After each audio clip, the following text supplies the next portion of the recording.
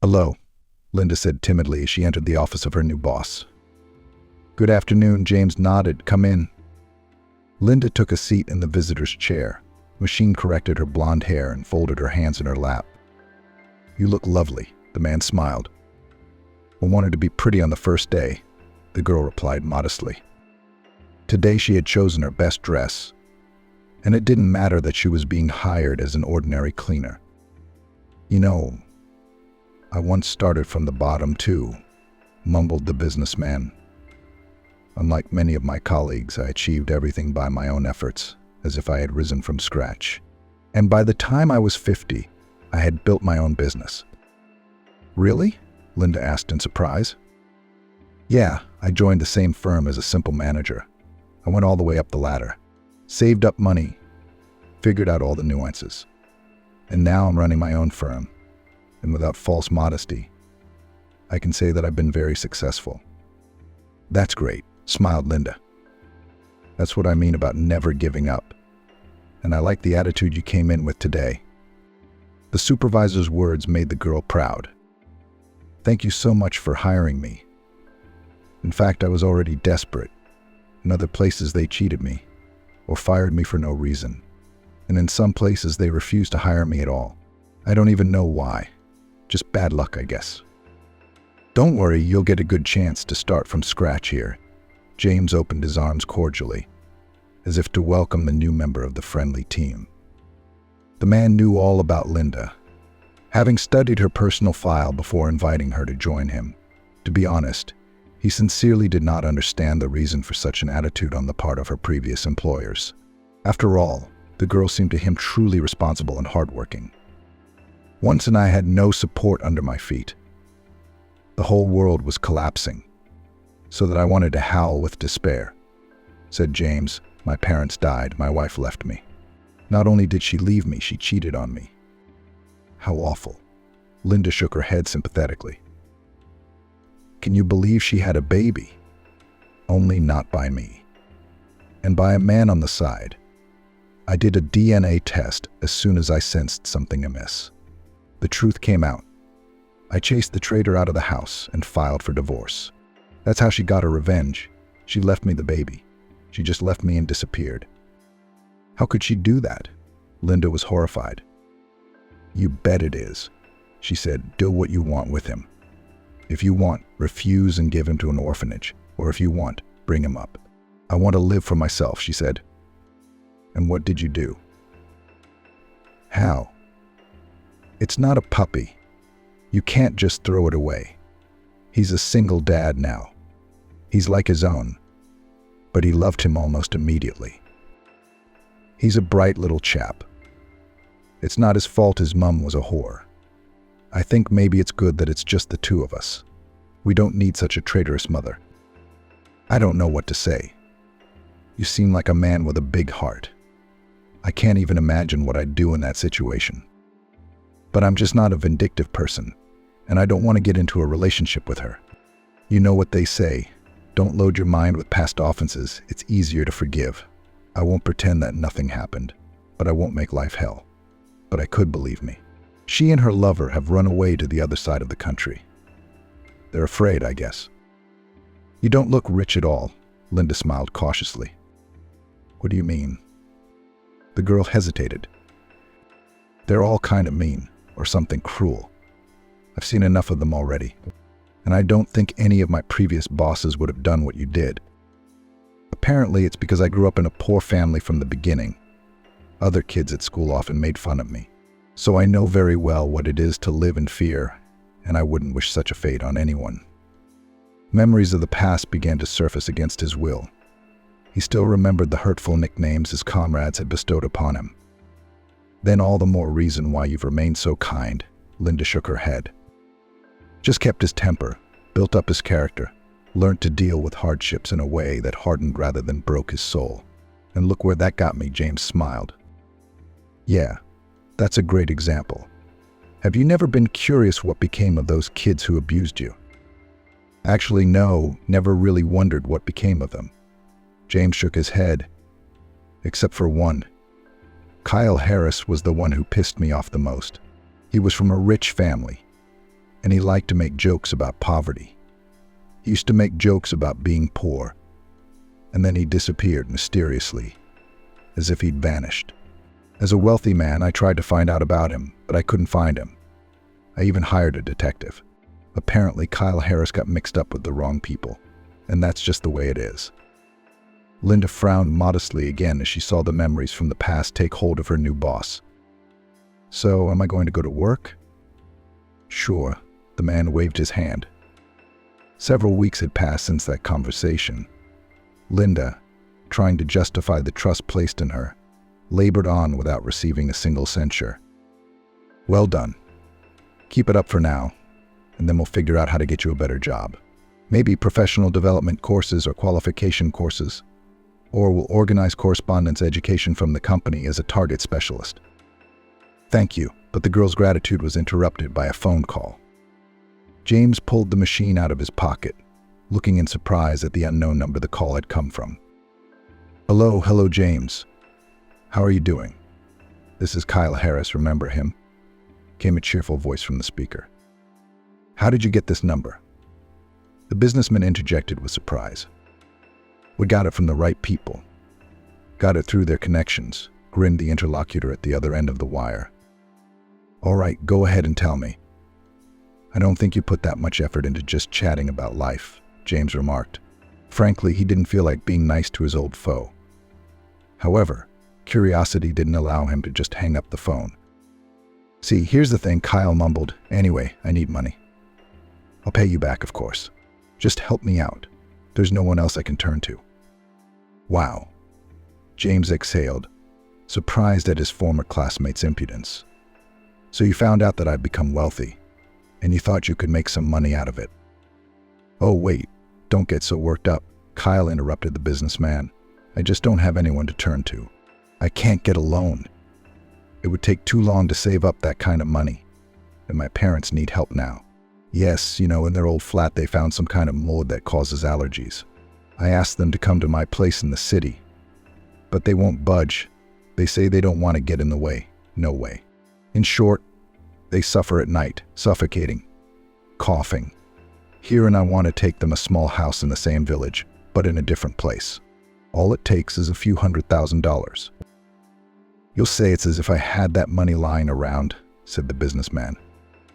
But James, you're not poor. You'll be able to help. There's just no one else to go to. I'm not asking for myself after all. James didn't say anything, but he didn't hang up. Unlike his son, Kyle's parents were wonderful people. As he remembered now, they'd always come to apologize after Kyle's latest prank. Good people really needed help, without which they could lose not only their health, but their lives. Okay, come to the office, we'll figure something out. Thanks, Kyle exclaimed happily.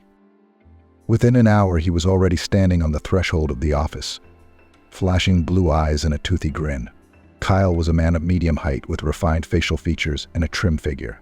As always, he looked at ease and could probably charm any female employee in the office. This charisma always allowed him to manipulate people to achieve his goals at their expense. Way to help out, bro, Kyle muttered, extending his hand. James shook it glumly, silently indicating his guest to a chair. The cold welcome didn't embarrass the former classmate in the least. He made himself comfortable in the offered seat, tucking his leg over his foot. Look, here are the details of the account, to which the necessary sums will be transferred. James mouthed, pushing a folder of documents towards his former classmate. And they can't be cashed in or transferred to another bank, only for the purchase of property. I'm sorry, but I'm not going to trust you with that kind of money. Of course I understand, Kyle nodded friendly. Maybe we should write a receipt too. The suggestion sounded mocking.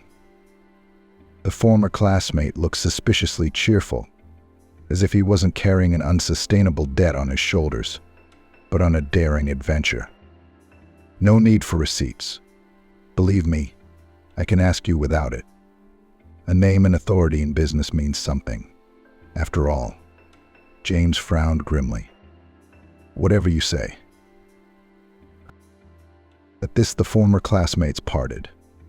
James was under no illusions at all that Kyle Harris had changed in the slightest for the better. One glance was enough to realize that the man was still a hustler. If it weren't for the need of his parents, the businessman would never have helped his old abuser. He could only hope that Kyle would have the conscience to repay his debt. However, that hope crumbled rather quickly. "Mrs. Megan, where are we on the payments from Kyle?" James muttered, dialing his accountant's number. "Nothing. Not a penny has been remitted in the whole time. Doesn't seem like he's going to pay anything back. You should have had a formal loan agreement. Then you could have recovered it through the courts. But this way, I'll find a way to pressurize him. He won't be happy that he's cheating." The businessman hung up the phone, trying to calm his growing resentment. After all, it was to be expected. He began to think about how to solve the situation when suddenly the phone vibrated in his pocket. A familiar number popped up on the screen. "Really?" James muttered, taking the call. "Hello, hi," Kyle's voice rang out. "When are you going to pay off that debt?" The businessman barked offhandedly. Shay. Why so nervous?" "A little late, I agree, but it's done. I can give you the full amount right today. It just took a little longer to put together than I bargained for." "Great. Wire it to the same account and goodbye," James muttered. "That's the thing, bro. I've got cash. Let's just meet up and I'll hand it over to you." "What's the news?" "I just don't want to pay the transfer fee. You know, I've got every ruble on the line right now." "All right, come on over." 20 minutes later, Kyle Harris reappeared in the office, as if he was just waiting to be invited. That's probably what happened. But James wasn't interested in delving into these intricacies of his former classmate's life. "Here's half of it," Kyle said and placed a thick wad of notes on the table. "The rest?" The businessman interjected, looking at the money still in the bank wrap. "Don't worry, it's all ready to go. It's just lying around at home. Right now, I was traveling on business here not far away. I didn't have the whole amount with me, so I'm inviting you to come to my parents' housewarming party, so to speak." "This is all kind of weird," James squinted. "Well, I just want to thank you and show you where your investment went. Otherwise, you'll think I'm a liar." "I don't have time for this." "Well, go for it. The house is a fairy tale gazebo barbecue kebabs forest nearby. At least you'll have some rest. You'll get along with old people, and they remember you. They ask you sometimes." I didn't want to go anywhere, but the mention of his parents made the businessman's heart tremble again. I wanted to make sure that the unscrupulous son had not cheated and had really bought them a good place to live, without saving and embezzling some of the money for himself. "All right, wait for me tonight. I'll finish my work and come round." "Great. Here's the address. We'll sit down, have a drink. Everything is honorable." With that, the intrusive classmate disappeared, and James regretted contacting him for the umpteenth time. The bundle of money with the bank ribbon went into the safe, and the man plunged back into reading the documents he had to deal with before the end of the day. The drive to the village did not take long. The cozy corner with neat houses was not far from the city, and even boasted a good asphalt road. Taking a fruit basket from the back seat, James got out of the car. The house at Kyle's address was no different from its neighbors, with a neat fence, brand new double glazed windows, and a bright green roof. "Oh, guests, come in," shouted Kyle over the fence. A former classmate was already bustling around the yard, stoking the coals for the barbecue. James walked through the gate, looked around the neat grounds with the soft lawn, and moved towards the house. "Where are your parents?" he asked, walking past Keel. "Oh, I put them in the hospital. You know, like a preventative sanitarium. Let them breathe, get their allergies cleared up, and then they can move into a new home." "Are you sure you bought them a house, and not a summer cottage for yourself?" The businessman frowned. "James, what are you talking about? It's the parents who are the sacred thing." The former classmate's confidence was not aroused, but on the whole James was not obliged to report. Besides, he had already returned half of the sum, as if confirming his reliability. "How are you doing? We haven't talked much at all," Kyle reminded him again, pulling the businessman out of his reverie. "Fine. I built a business I'm working," James replied sparingly. Good for you, good for you. And I'm, out and about, still going round and round, not sitting still. The former classmate began to chatter away, recounting his adventures. Their conversation slowly turned into a completely different direction, so that the businessman even forgot why he had come. James just put the fruit on the table, then sat down in a wicker chair. Just wish there was better company. This is for you, Kyle said suddenly. Another wad of bank-wrapped money changed hands. James twirled the notes in his hands, but saw nothing suspicious and slipped them into his pocket without a second thought. We should probably get going. Well, what's the matter with you? The meat's about to be ready. Let's at least eat. Get your dinner out of your way, Kyle exclaimed. Despite his hospitality, James felt that his classmate was even now looking at him with a squint, as if mocking him, which made him uncomfortable. He was habitually expecting some sort of taunts or mean jokes, and he couldn't relax at all. Come on, don't be shy. No, I'm trying not to overeat, James brushed it off. Grab yourself a couple of bites of kebab. They sat for a while longer. Kyle didn't stop talking for a second, not allowing them to take advantage of the pause to leave. Eventually, the businessman couldn't stand it any longer and purposely interrupted his chatty mate. All in all, thanks for dinner. We have to go home, he said peremptorily, rising from the table. Suit yourself, Kyle agreed with unexpected ease, glancing at his phone. Can you find your way back? I can't walk you back. I've been drinking. I'll figure it out. James said a dry goodbye to his mate, glancing around the new house, trying to memorize the address.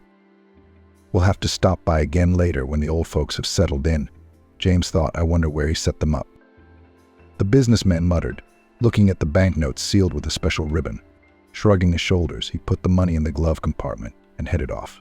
I wanted to get home and get cleaned up as soon as possible.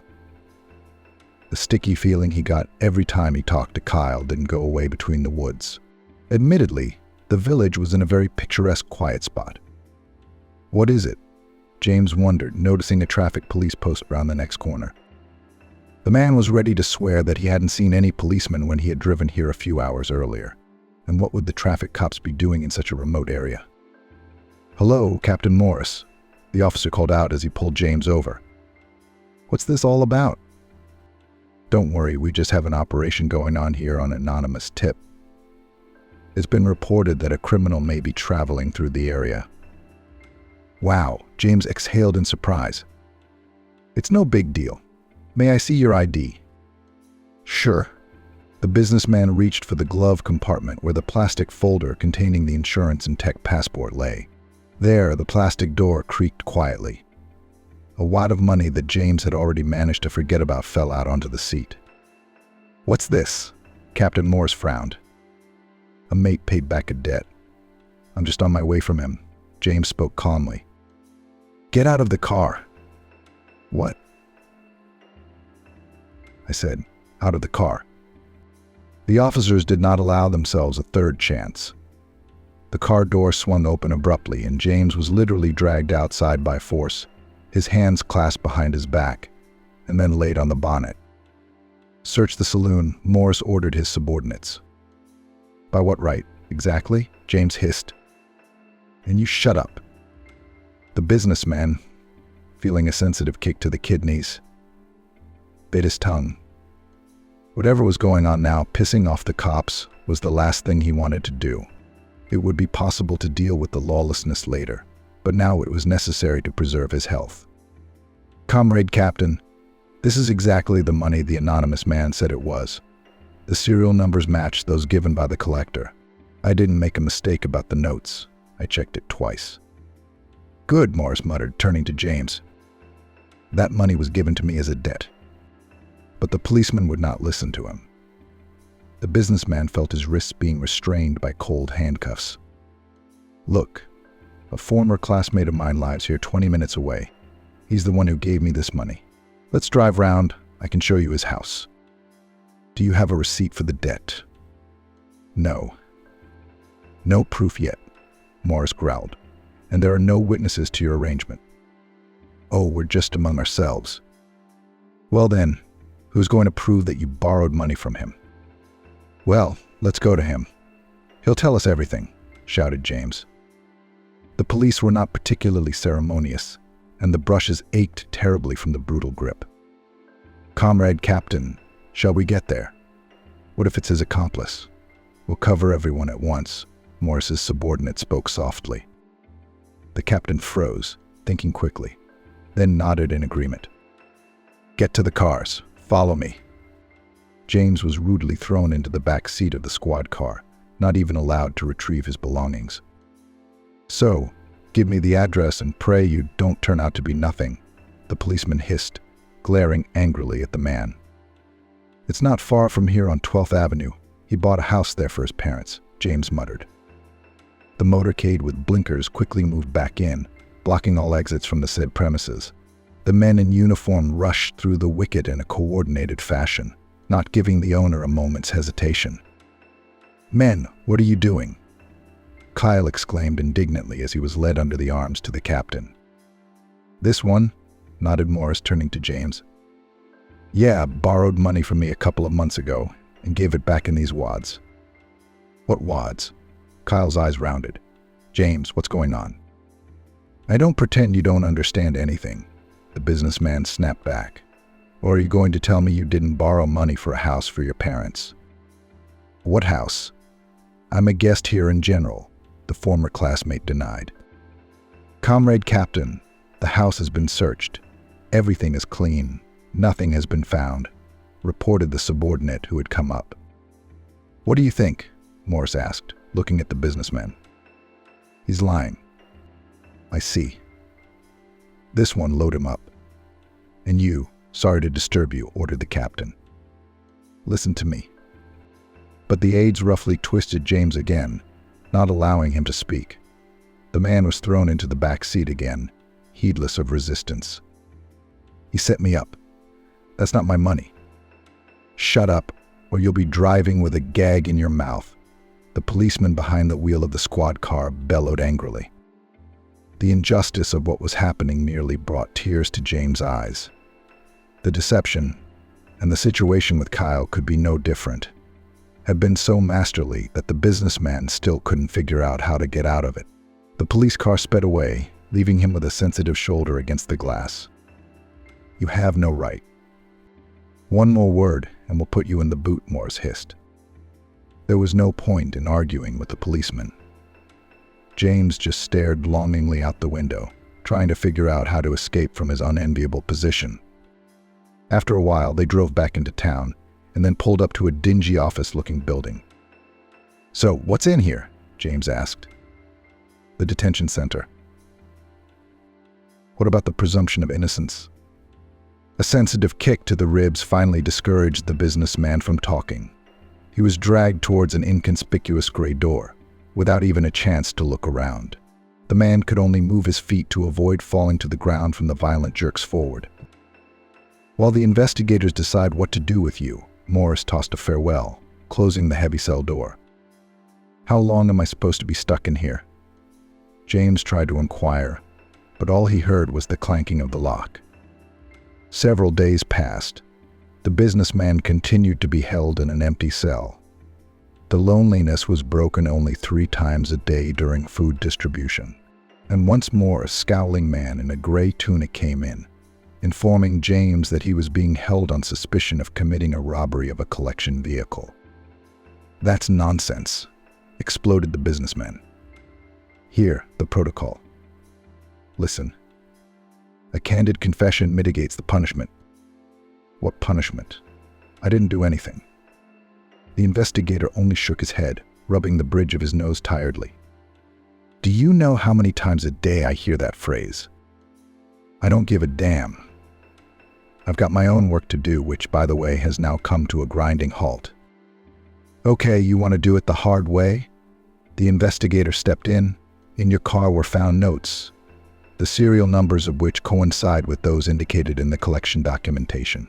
In addition, in the safe of your office there is another packet of the same kind. That's more than enough evidence. You're about to go on trial. The property will be auctioned off to recoup the losses." "I won't say anything without my lawyer," James pursed his lips. The investigator sighed tiredly, set his briefcase on the table and extracted a thick book from it. Thought I'd do without it today, at least. The man abruptly drew his hand back with the weighty tome, and then slapped James hard across the face with the hard cover. The businessman flew aside and fell to the floor, instinctively covering his head with his hands, his mouth filled with the taste of blood from his shattered lip. Multicolored flashes danced in his eyes. His ears ached. The man felt a few more kicks and crumpled to the cold floor. "Now listen," the investigator said in a bored tone, squatting down next to him. "You will be provided with a lawyer by the state, the kind you need. Then there will be a trial, where you'll be given a sentence that'll make your mom cry. Your only chance to do anything to help yourself is to stop resisting and sign whatever they offer you. Understand?" James only nodded, afraid of provoking the interrogator into more beatings. "Great. Let's get you to your senses. Here's a piece of paper and a pen. You write down what happened, and I'll help you. Don't worry, and you'll wait for your trial in peace. Defendant, stand up." James rose from the bench, separated from the common room by a sturdy grill. The judge in a funny black robe took his seat importantly, holding the charge sheet in front of him. "You are hereby sentenced to 20 years in prison." The woman's words came to the former businessman as if through cotton wool. 20 years in a remote northern colony. The defense counsel presented by the state had already outlined the situation to him, but he had hoped for a miracle to the last. Only now did James realize that this was the downfall of everything he had built.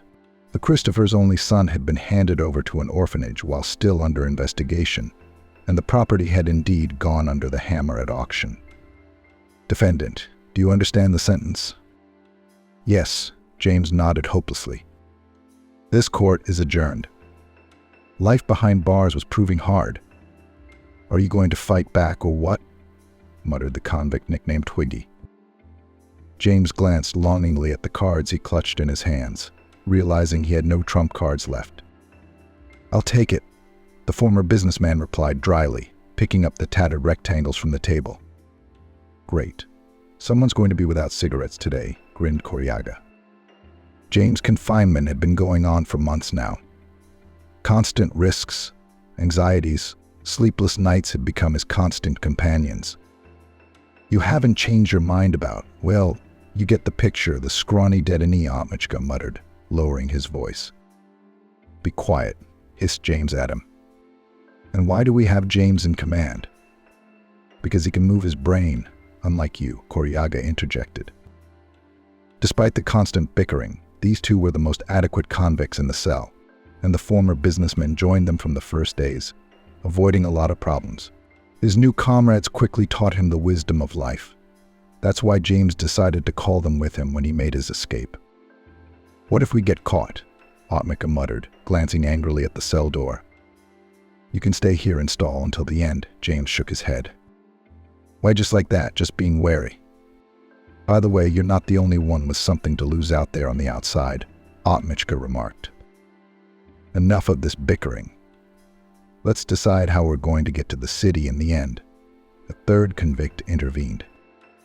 By a strange irony of fate, all three of them turned out to be fellow countrymen, and they had agreed on that at the very beginning of their friendship. In fact, each of the three would have preferred to run alone, so there was less chance of getting caught, and it was easier to get lost in the crowd. But to get from the colony to the nearest island of civilization, it was necessary to overcome dense forests and steppe strips, and that was where one at a time was simply not survivable. On foot, James shook his head, and by roundabout ways, they'll be looking for us on every road. "Yeah, we'll crawl to some village and live there for a while." "What about clothes?" "And how we'll get there and what we have, we'll wait at the railway bridge, jump into a freight car and go straight home. By the way, we'll split up in town at once, or they'll hang us all together. That's for sure." "All right," nodded Coryaga. "Just as long as it works," Otmachka prodded. "All right, let's wrap up and go to sleep." At 3 o'clock the guards change. We'll have 3 minutes while everyone crowds into the den, signing for the acceptance, an acceptance of duty. Then we run out. With the situation outlined, James set the cards aside and headed for his bed. After a while, the other prisoners scattered to their corners, and the cell fell into the gloomy silence of the harsh northern night. At the appointed hour, the three conspirators gathered quietly near the heavy door, listening for sounds outside. "Come on," James nodded. The lockpicker immediately began to work his magic on the lock, inserting a thin wire into the mechanism. It took the burglar a couple of minutes, and the fugitives finally gained passage into the grounds. "The front door should be unlocked," Coriaga whispered, trying to tiptoe. The convicts passed the empty guard post and found themselves in the courtyard. "All right, to the fence and let's go," James muttered. "We've got a couple of minutes left." The mates rushed towards the concrete slabs that surrounded the small colony area. "All right, now let's run as fast as we can, because they're going to raise the alarm," he said when all three of them were behind the fence. "Otmichka, if you fall behind, we won't be coming back for you." "I see what you're scaring me about," the skinny convict snapped back. "That's it. Let's go," James shouted and rushed forward himself, trying to get out of the thick darkness as quickly as possible. For the first few hours, they really hardly stopped at all, seizing their only chance at freedom. "I can't take it anymore," Otmichka hissed, falling into the grass at the very edge of the forest. "Get up, you brute." Coriaga pounced on his comrade, grabbing him by the scruff of the neck. "All right, 5-minute smoke break, or I'm going to spit my lungs out." James stopped the argument, feeling his heart racing. Somewhere in the distance, a siren could already be heard. The colony had long since risen to its ears, having discovered the fugitives were missing. Let's go. If we don't get away, they'll catch up with us," Coriaga shook his tired comrades. The journey on foot took a week and a half. James and his companions had been walking for many days through the northern forest, saving themselves from hunger with mushrooms and berries. "I'm sick of this raw stuff.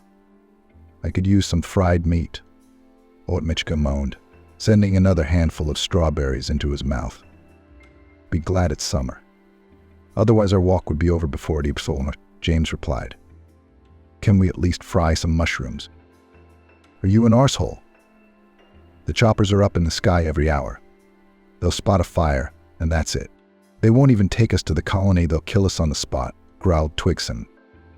James finished his portion and began to make himself comfortable under the roots of a fallen tree.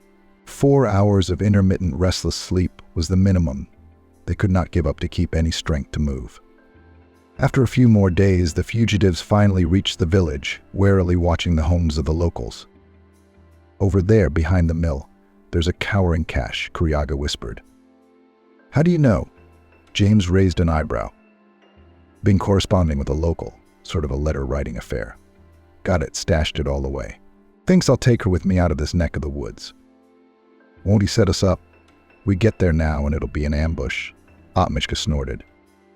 "And she thinks we're not running until next week." "Good point. Right? Let's go, we've got a train to catch," James interjected. "Is that it? Then, it's time to say goodbye." Coriaga glanced at his mates as they followed him onto the platform. They traveled the last part of the journey inside the freight carriage, having finally regained their strength. The endless march through the northern forest was over.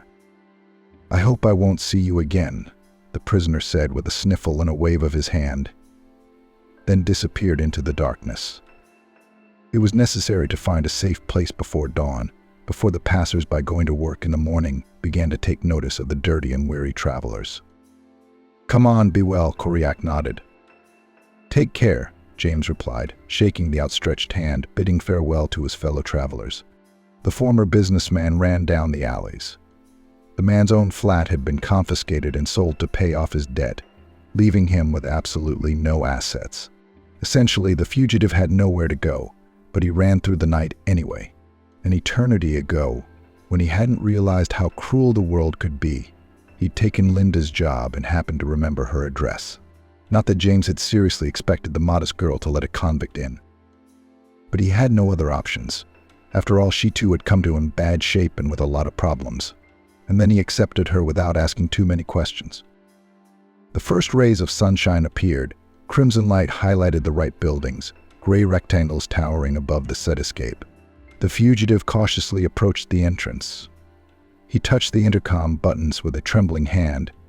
It was a shame to wake the girl this early, but James had no time for politeness. "Who is it?" came a sleepy voice from the speaker just after a few beeps. "Linda, hi, it's James." "Surprisingly," the cleaning lady replied. "How are you? What's going on anyway?" "There's no time. Or rather, there is, but you'll have to let me in to hear the truth." Of course, Linda immediately opened the magnetic lock, allowing the unjustly convicted supervisor to slide into the life-saving entranceway. James summoned the lift, nearly bouncing with impatience. "The company said they put you in jail," Linda whispered. "Jailed, but I escaped. Almost like the Count of Monte Cristo." James smiled tiredly. "Linda, I have nowhere to go. You're the only one who can save the day right now." "Don't even go on. Come through quickly." The girl splashed her hands. Wasting no time, she pushed her guest into the shower, took the old clothes, and in return prepared a shirt and trousers left by her father. "Thank you. I don't even know what I'd do now," the man mumbled as he put breakfast on the table. Tired and overgrown with stubble, he was finally beginning to resemble his old self, though he had become very thin during his misadventures. "Oh, I couldn't do otherwise," Linda nodded. "Where are you working now?" James inquired, trying to lighten the atmosphere at least a little. "Still there as a cleaner at your place. Well, not you, but Kyle Harris." "Did you really keep the company?" The former businessman raised an eyebrow in surprise. "Well, it was resold to Kyle Harris." "Who?" "Kyle Harris. Some entrepreneur came in almost immediately after your arrest and bought the company." "So that's how it is," James said in a quiet voice. "Well, yes, he gradually took over your entire business, right after your arrest." James sighed sorrowfully, setting his empty plate aside. The puzzle finally came together, explaining what all the fuss with the money collectors had been for. A former classmate, to whom he had kindly lent money to buy a house for his parents, had decided to simply set him up and then buy up his business on the cheap. "That's quite a twist, no doubt about it. Were you two acquainted with him?" Linda asked quietly. "Unfortunately," replied James.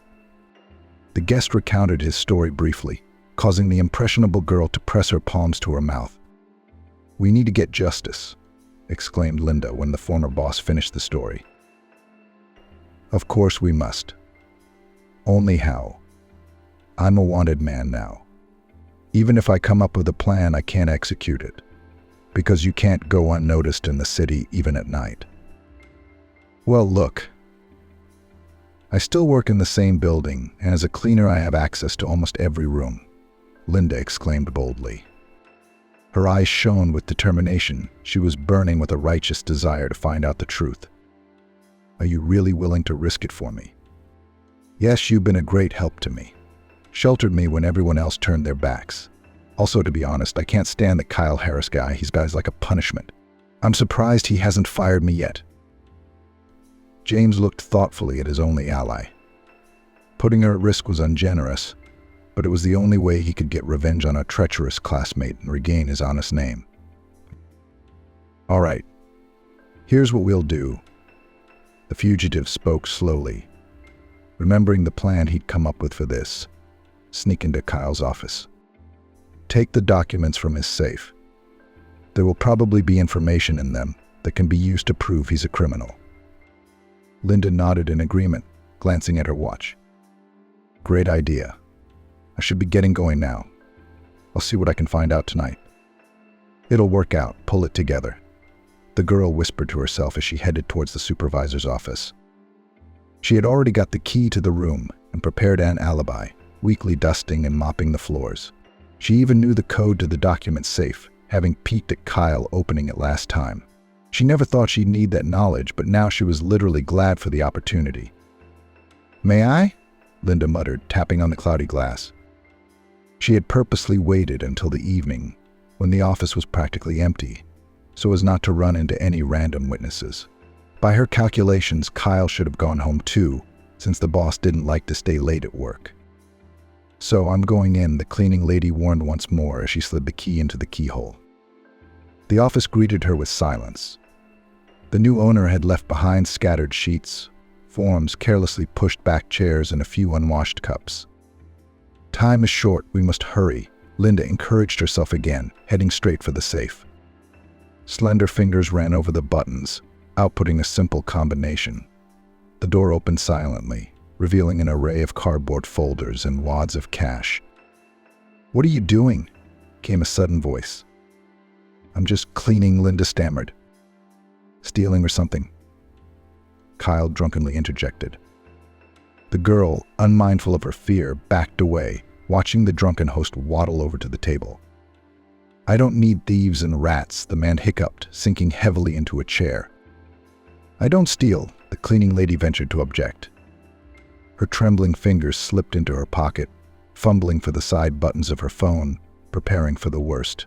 Linda had set up the gadget so that she could switch on the voice recorder at any time.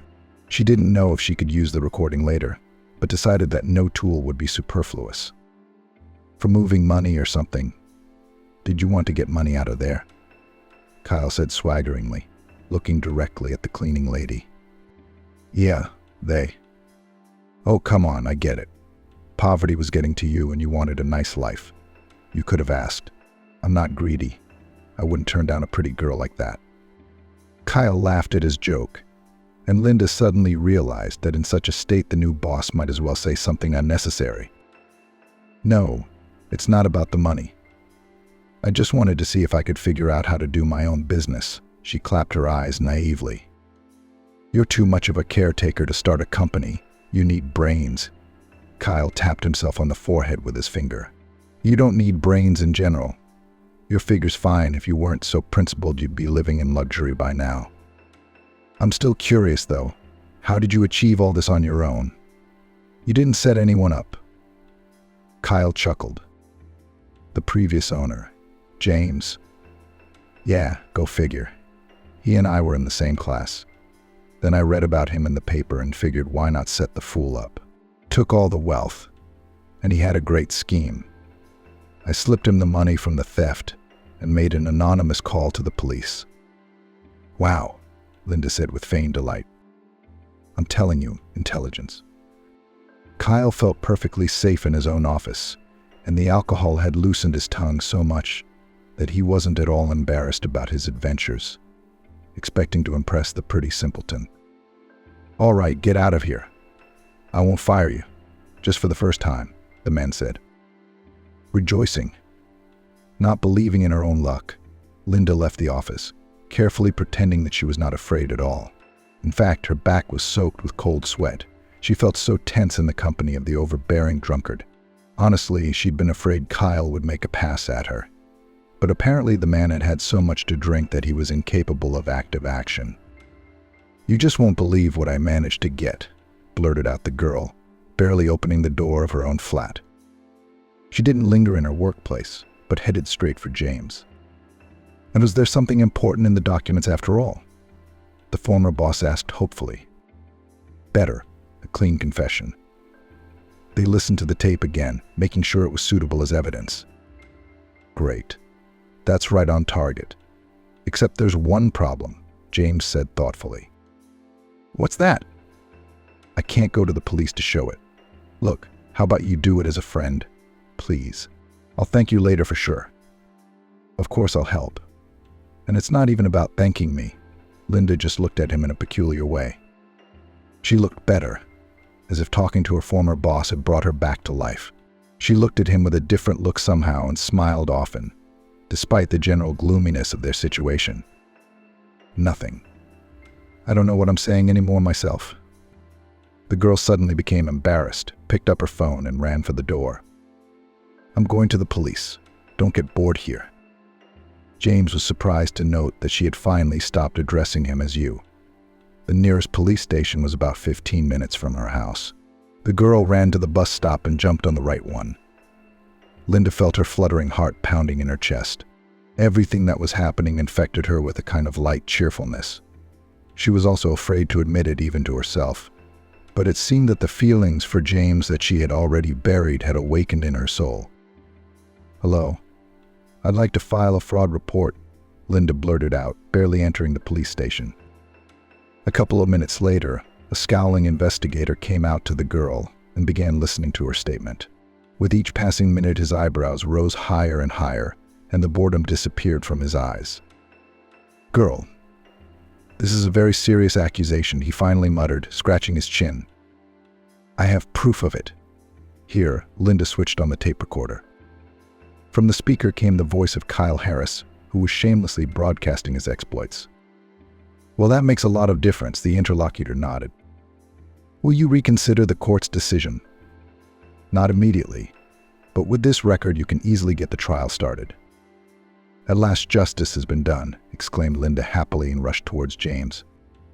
He had just emerged from the courtroom, head held proudly high. The evidence presented was enough to completely restore his fair name. The jury had finally acquitted the ex-convict, overturning his criminal record. "Yeah, the real criminals are going to jail now," the businessman muttered as he hugged Linda. "That's right. Heard today how they're going to move Kyle Harris to juvie, and to the same one up north where I was. It's like fate has it." "Daddy," came a suddenly ringing boy's voice. Christopher finally broke free from the crowd and rushed to hug his beloved daddy. "Hello, son. We're together at last." The man smiled. "But how?" Linda wondered. "Parallel to the lawsuit, I drew up the paperwork for the old ties. The process was expedited for me, so now we'll all live together." "Together?" The girl raised an eyebrow. "Yeah, sorry. I didn't have time to buy a ring, but would you mind marrying me?" The girl frowned in embarrassment, blushing thickly. They had spent much time together these weeks, and she felt that the man showed her no ambiguous sympathy at all. But to get married? Are you sure? I'm just a simple technician, after all. All that matters to me is what kind of man you are, and the rest will come with it. Then I agree. She hugged her lover happily. "Thank you for saving us all, not just me, but the company and my son." "I just had a lot to fight for," Linda smiled. "By the way, you asked to know what became of Kyle's parents." The girl dug into the bag hanging on her shoulder and pulled out a transparent file with a printout. "They didn't actually have any allergies, but they need help. Sonny has put them in a nursing home." "Gee, how can you do that to your own people?" James grumbled. "That's the thing, they're not his kin. Kyle found out he was adopted as a baby. He took great offense to the fact that the truth had been kept from him all this time, so he decided to get rid of the old people who had long ago become a burden to him." "A pity," the man shook his head. "A pity indeed. They didn't deserve such a fate at all. You know, I have an idea. Back home." The first thing James did was to find out exactly which boarding house Kyle's parents had been in all this time. Then, using his connections and money, he had secured the opportunity to take the pensioners in. "You'll be living here now," the businessman said as he escorted them to the very house Kyle had taken him in long ago, passing off rented accommodation as a purchase. "What are you, James? It's so expensive," Mrs. Charlotte stammered. "You've become like a real son to us. Although we've hardly spoken to each other," Mr. Walter supported his wife. "That's fine. No arguments. Deal?" James nodded. "I'll come and visit you at weekends to help with the household, and I'll bring my grandchildren with me." The man happily stroked his wife's rounded belly, where twins, a boy and a girl, were growing up. Just recently they had a lavish wedding, and immediately afterwards they learned that Linda was pregnant. Emily arrived home to find her husband's mistress standing in front of her, and when she held out the document, "What a lovely day today," Emily exclaimed, putting on the table a sumptuous dish of roast duck. "I'm so glad we decided to have lunch with your brother today," Susan said, looking around the table and realizing that everything was in place. She clapped her hands together in satisfaction. A satisfied smile appeared on her face. Her dear, beloved husband, John, came over to her, put his arm around her waist and pulled her close. Emily felt a pleasant warmth on her back, turned around to face him and kissed him on the lips. It had been a full 3 years since they had known each other, and a full 5 months since their wedding day. Emily adored her husband, considered him the closest thing she had to a man. He was well-built, handsome, intelligent, the kind of man one could never find. Emily considered herself lucky. John's hands moved lower, gripping her thighs tighter. "Honey, not now. "We have guests coming over," she said, laughing.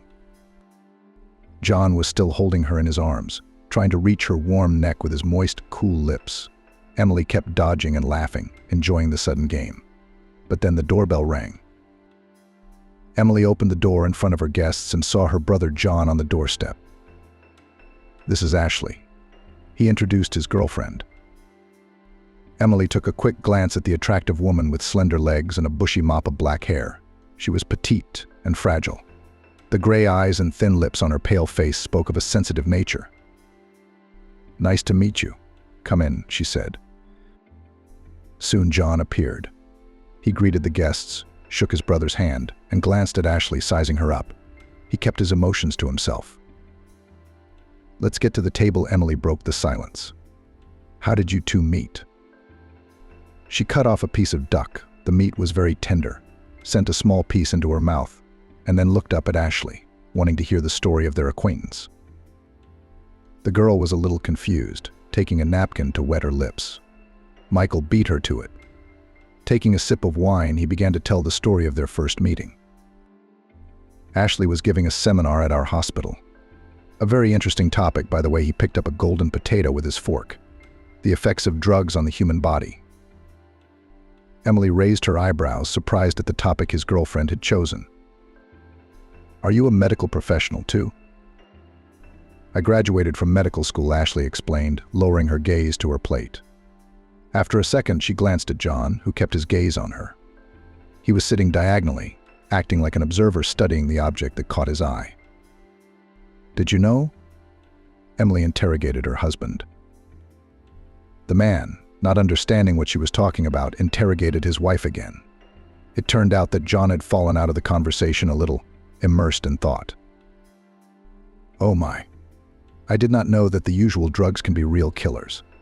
It sounds fantastic." She was genuinely surprised. "Are you planning to get married?" "All you need to know," Michael replied cheerfully. Emily glanced over at Ashley. She replied that they were thinking about it. After a hearty dinner, it was time for hot tea and sweet dessert.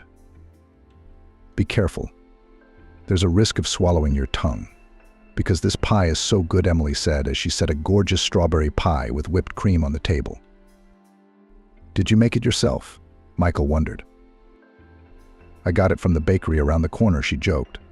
The audience supported her with laughter. "Next week I'm going on a business trip to Germany," John's brother said.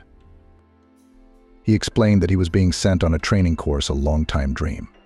There is nothing better than sharing experiences. His brother and his wife supported him. They congratulated Michael on this pleasant news.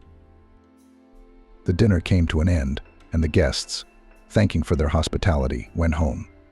"But do you think they'll make it?" Emily asked her husband John while putting the dishes in the dishwasher. He replied that they probably would, because they love each other, and you can see it on their faces.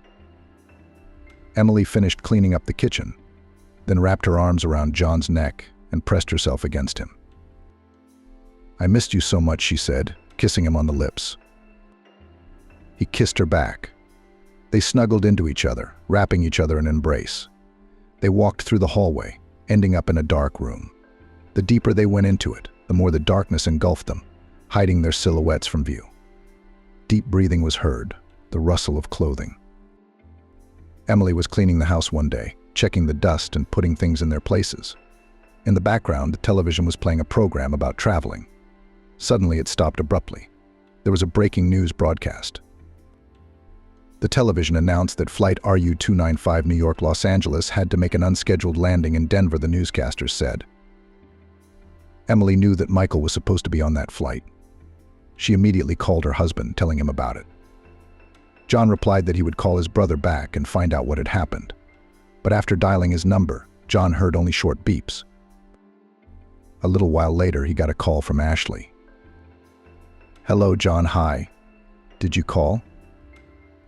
"Yes, Ashley, hi. I wanted to know what flight Michael was on." Emily said there was an emergency landing on TV on a flight to Los Angeles. "What? Emergency landing? What was the flight number?" the girl asked. John called out the numbers, and then Ashley breathed a sigh of relief. "Ah, no. Luckily, Michael has a completely different flight number and he's fine. Don't worry. I just finished talking to him, she replied convincingly. John was in no hurry to end the conversation. Was there anything else? Ashley asked. No, I think it's all clear now, John replied and reluctantly said goodbye. In the evening, he returned home as usual. Emily was waiting for him there. She was happy to see her beloved husband again, asked about his mood, sat down at the table, poured tea into mugs. But suddenly she felt sick. It had happened to her before, and she knew it would pass soon. The thing was that Emily suffered from anemia, which was not well treated. She took daily vitamins to keep her healthy, but it had little effect on her daily life, except now. Only her doctor had warned her that with such a condition, she was unlikely to be able to bear and deliver a child. It made Emily sad, and she often brought it up, fearing that perhaps John wanted children, but with her around, it was unlikely he would ever be able to realize it. Is everything all right? John asked, gently holding his wife under her elbow and around her waist. A little more, and Emily stopped feeling dizzy. We should see another doctor, John suggested. Emily carefully lowered herself onto the cushioned seat. How long have you been seeing him? There's no improvement, and I think it's the opposite, her husband said. Well, don't say that. Dr. Valerie's a very good specialist, Emily said, and started dinner. John decided not to argue with her, knowing that Emily herself was very careful about her health. After dinner, the couple went to bed. The next day after work, John left the office, headed to his car, walking, trying to find the keys in his pocket as he walked. By chance, he noticed a familiar figure to his right. He stopped his gaze briefly and suddenly saw Ashley standing in front of him. She was leaning over the open hood, obviously trying to find the cause of the malfunction. John couldn't pass by without helping her figure it out. He went over to her and leaned over the hood. I don't understand what's wrong here, she asked rhetorically, placing her right hand on her hip. She knew someone had approached her, but looked up in surprise and exclaimed, Ah, John, how timely you are here. He answered, deliberately lingering his gaze on her eyes. I always show up at the right place at the right time. John then turned his attention back to the car and concluded that the car repairman was needed.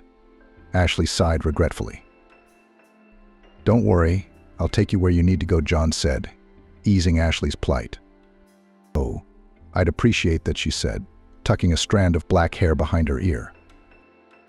John opened the door to his car and Ashley sat down happily. They drove in almost complete silence, occasionally exchanging a few words.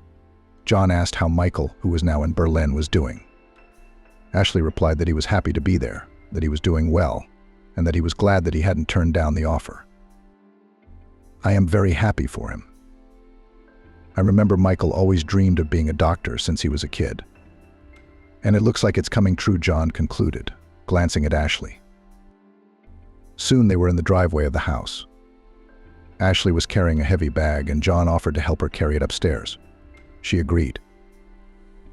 A few minutes later, they were in a small but cozy apartment. Michael had purchased it a year ago, taking off his high-heeled shoes. Ashley walked to the kitchen and offered John something to drink. Without hearing his response, she pulled out 2 glasses and splashed some whiskey. John was a little discouraged by what was happening because he wasn't going to stay long. But he couldn't refuse such a beautiful girl either. At that moment, Ashley was wearing a beige dress with black stripes that emphasized her slim figure. She went to the window, opened it, and then took out a cigarette and smoked. John had no idea that she could act so relaxed in company with Michael. She always gave the impression of a nice and proper girl.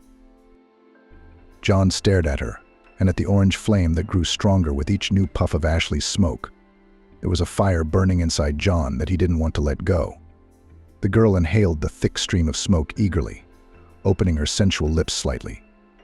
Her languid gaze made John question his ability to keep his composure. This attractive, delicate girl with white skin, graceful neck, beautiful shoulders, and hips seemed the epitome of defiance. John walked over to the table, picked up his glass, and took a small sip. Ashley offered him a smoke as well. Everything happened in silence, as if they were both enjoying the atmosphere. John took the cigarette from her hands with his index finger and thumb and brought it to his lips. He did something he didn't usually do. He covered his mouth and let the smoke drift away, without taking his eyes off the girl. And John himself didn't notice that he was already kissing her. It was a blur, a fleeting loss of judgment. But what a sweet moment it was, full of feeling and passion. If it hadn't been for the phone call, John would hardly have been able to come to his senses. It was his wife, Emily. She was already waiting for her husband at home and told him that dinner had long since gone cold. "Don't worry, darling, I'll be there soon. I had to stay late for work. I've been so busy, I forgot to call you," John said, looking at Ashley. She lifted the corners of her lips slightly. John found her smile charming, and he smiled back. "I'm on my way." "Kisses," he said, and then he hung up the phone, still looking at Ashley, realizing that he didn't want to break up with her at all. But if he did, he wasn't doing right by his wife. Just before he left the apartment, he stopped for a moment and looked at the girl who had stirred new feelings inside of him today. He knew that he should not continue with what had happened. So with just one last glance at the searing brunette, he walked out the door. When John returned home, his beloved wife met him here. She, as always, met him on the doorstep with a hug and a kiss. "I waited for you. Today you were delayed, not on a joke," she said. She looked tired. John answered her with the usual phrase, and then went into the kitchen, put some food on his plate, and sat down at the table. Emily was telling him about the day before, but John's thoughts were now directed in a completely different direction. He put his fork to his mouth, but he couldn't help but think about Ashley. She seemed so mysterious, so alluring and mysterious. He wanted to keep being around her, to unravel what lurked behind her appearance. He couldn't get rid of the image in front of his eyes, namely her gray eyes, lined with black pencil, her long eyelashes, and her open mouth. "John, are you here?" Emily interrogated him when she didn't get an answer to her question. "Did you ask something?" "As if waking up," said her husband. "What did you do at work today?" Emily asked the question again. John shrugged his shoulders slightly, tilted his head to the left, and began to make up as he went along the flurry of activity he'd supposedly pulled off after hours. Emily stared at him, then yawned, blinking her eyes a few times and wiping away a tear. "I'm so sleepy already," she said. "Go to bed." Then John told her. "I want to wait for you," Emily said, resting her blonde head on his shoulder. At last they went to bed, and Emily complained to her husband again about her dizziness, then fell asleep. John, on the other hand, couldn't sleep for a long time. The next day, when he was at work, Emily called him and told him that she had been taken to the hospital. He jumped out of his chair in surprise. "What happened?" "Are you all right?" he asked. "I don't know. I passed out in the cafe and woke up in the hospital," Emily explained. "Honey, I'm on my way right now," John said, and leaving all his work and ordering his secretary to write down everything important, he went straight to the hospital. That day, Emily decided to meet an old friend at a cafe. Everything was fine at first. They were talking nicely, sharing things with each other. But at one point, Emily suddenly felt short of breath. She decided to get up to ask the waiter to turn on the air conditioner. But as soon as she did, her legs gave out and she collapsed to the floor. Her friend rushed to her, and the cafe staff called an ambulance. John paced the hallway in boredom. A nurse ran into him. "Calm down, man," answered him a girl whose low voice did not match her fragile appearance. "Your wife is fine. Ward 5. Come in, please," the nurse said, pointing to the door with her right hand. John literally flew in. Emily was lying there, covered by a sheet. When John saw her, he rushed to her bedside, knelt down, and took her palm in his hands. "Emily, my sweet love, how glad I am that you are well. When you called me, I was so frightened," said the husband, covering his wife's palms with kisses, pressing against her chest, looking into her eyes. "It's all over now. My good man, everything is over," she said, and closed her eyes. Tears came to her eyes. "Why are you crying?" John asked her. "I lost the baby," Emily whispered. She squeezed her eyes shut even tighter, trying to hold back the tears, but she couldn't and burst into tears. "What are you talking about?" John said, not believing his ears. He soothed his wife, stroking her shoulders and back. 5 days later, Emily was discharged home. The doctor recommended regular vitamin intake as well as scheduled IVs to keep her healthy. He also asked for bed rest and no excessive stress on the body. Emily was a little upset about her condition and the fact that she had to lead a sedentary lifestyle. Despite this, she took regular walks in the park and tried to be outdoors more. Sometimes, when John had a free moment, he would join her. Together, they strolled leisurely along the narrow paths, admiring the perfect lawn and the view of the waterfront. Suddenly, John happened to see Ashley on his left. He was very happy to see her, but had to restrain himself in his wife's presence so as not to give himself away. He motioned for Emily to take a seat on the bench. The wife felt devastated. She realized that she needed to draw a resource from somewhere, to take strength to continue living life to the fullest. But the memory of the loss of her child each time brought her down into an abyss of sadness and melancholy. She understood that she had to be in the mood, she had to please her husband, but she just didn't have the strength to do it, and she didn't know where to get it from. Silently, she stared at her feet in her blue shoes, occasionally shifting her blank stare to passers-by. Meanwhile, John glanced discreetly to her left. There, behind a large tree trunk, she could be seen. Ashley was talking to a young man John didn't know. They were talking and laughing about something. And John suddenly felt an incipient jealousy building inside him. Why would he do that? And why would he do that? He has a wife. He loves her. What a man of property. Emily was silent, and John was silent. And he kept glancing over at Ashley. He secretly hoped she'd see him. It had been so long since they'd last seen each other. Then John's thoughts turned to Michael. How's he doing? I'd have to ask Ashley about that, he thought. Who's that?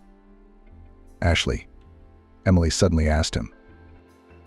John pretended as if he didn't understand where she'd seen her or who she was talking about. It's not Ashley. You must be imagining it, John said for some reason. But Emily persisted and soon called Ashley's name. She turned around and waved at them with a big smile. Come here, Emily shouted to her. John, whose memory of kissing her was still fresh in his mind, got a little nervous, froze on the bench, and began to adjust his shirt. Ashley stepped closer to them, and Emily greeted her. Strangely enough, she acted perfectly calm, as if there was nothing between her and John at all. The man even thought for a moment that he might have been taking something too seriously that wasn't really worth worrying about at all. How are you doing? Tell me, how's Michael? Emily asked. Ashley was eager to talk about what was going on, about her life. You know, Michael is doing well. He's learning. He's getting new knowledge. He likes everything. He promised to send me a picture, but he can't send it. He says he has no time, she said through laughter. Well done, boy. It's always been his dream, said Emily. I'm happy for him, too, Ashley said. Then she turned her gaze to John and looked him straight in the eye. He felt like she was seducing him right now with her pretty face. He felt his cheeks begin to burn, and he glanced furtively at Emily's wife. He tried to see if she suspected anything, but all his fears were in vain. Emily had her full attention on Ashley, who was a breath of fresh air to her. Yes, she lacked female companionship, and she needed the support of a woman. She even suggested to Ashley that they get together sometime to sit in a cafe. She said she'd be glad to, but she'd have to pick a free day. They talked for a while, and then Ashley said she had to go. John and Emily headed home as well. Evening had fallen. A cool air was descending on the town. It was pleasantly soothing and drowsy, making them want to go home and crawl under the warm blankets. That night, John couldn't sleep again. Thoughts of this girl, who was much braver than he had thought, would not leave him.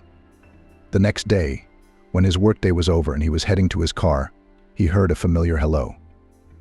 John stopped, looked in the direction the voice had come from, and was pleasantly surprised. But it really was Ashley in front of him. She was standing, leaning against her car. She was, as she always was, in a frilly pantsuit, slacks, and a blazer with a low-cut tank top underneath. She looked stylish and eye-catching. John looked around to make sure no one could see him. Then he slowly approached the girl, stood in front of her, and looked at her sharp chin, which she lifted up at that moment, presenting her thin, smooth neck to him. John was ready to put his lips to her soft skin right now, but he held himself back on purpose, realizing that it wasn't the right thing to do. "Should I give you a ride?" she asked, knowing the answer in advance.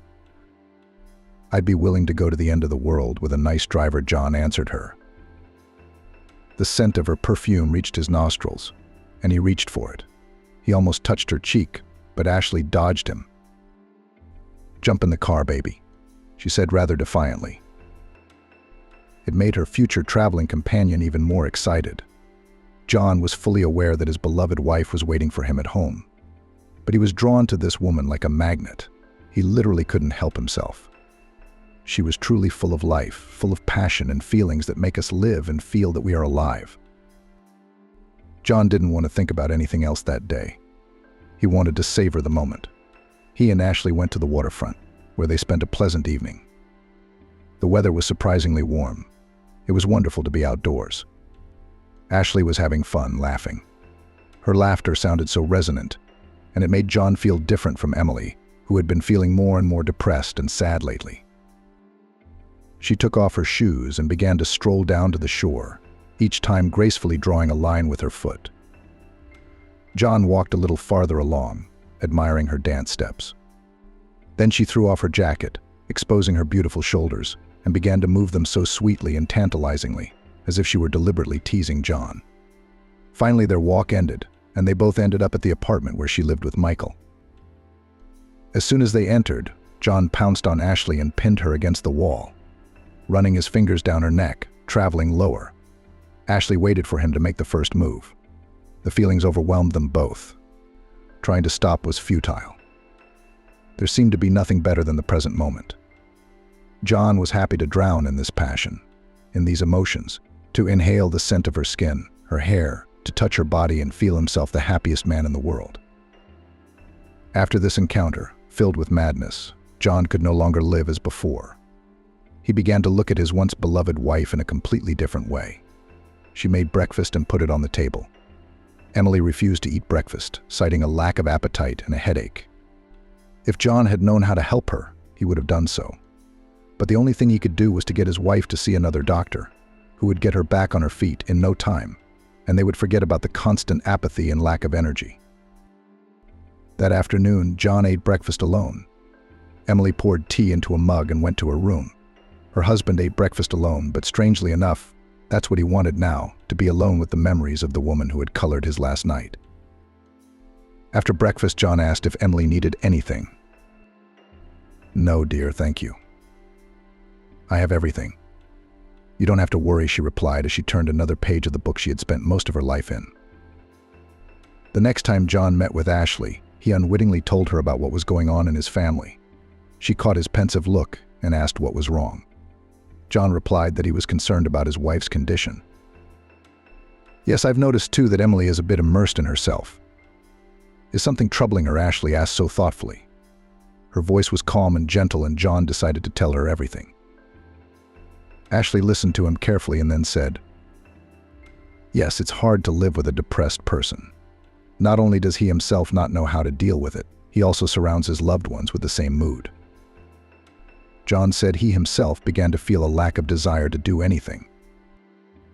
"I used to always be in a good mood, going to work, trying to do something for the family, to earn more, to fulfill the plan, or to get home faster. But now it's like I'm losing the point of it. I feel like Emily and I have become very distant from each other. So what? She's not interested in me anymore. I feel like I can't help her. The only thing I can do is find a good doctor to get her out of this state of perpetual apathy and depression." Ashley was smoking a cigarette at this time. John was sitting on the edge of the bed, his legs covered by the blanket. Ashley lowered herself to the floor and held out the cigarette to him. Emily took a deep drag on the cigarette. You could hear the tobacco crackling as it burned. "You know, I have a good doctor," Ashley said in a confident voice. "He pulled my best friend out of a similar condition once. He knows what he's talking about." Her confident tone cheered John up a little. He even felt a little relieved at the thought of being able to help Emily. "I'll talk to him, and then I'll let you know when you and Emily can come see him," the brunette said, and took another drag on her cigarette. John looked at Ashley and envied his brother a little, because he had gotten the girl. When the husband got home, he talked to his wife about the new doctor. "He's been praised and recommended," he said. Emily sat on a kitchen chair. John stood behind her, telling her about the doctor and the treatment that was sure to help her. He massaged her neck and shoulders with his large, warm hands. After some thought, Emily agreed. She too wanted to return to a full life and improve her health. At the doctor's appointment, the middle-aged man asked a few questions. "Tell me, how long have you been having negative thoughts?" he asked. Emily sat in the chair, looking around the walls of the office, her gaze resting on a shelf of books. The office was spacious and bright. On William's doctor's desk were a row of elephant figurines, all with their trunks up. Emily counted 9 elephants, all of them different. "Why elephants?" Emily asked instead of answering. That confused the doctor a little. "Well, elephants bring happiness," was the first thing that came to his mind.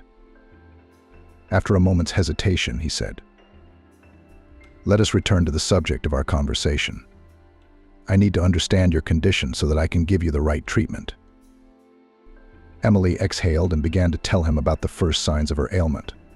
The doctor listened attentively, making notes in his notebook. Emily watched him as she continued her story.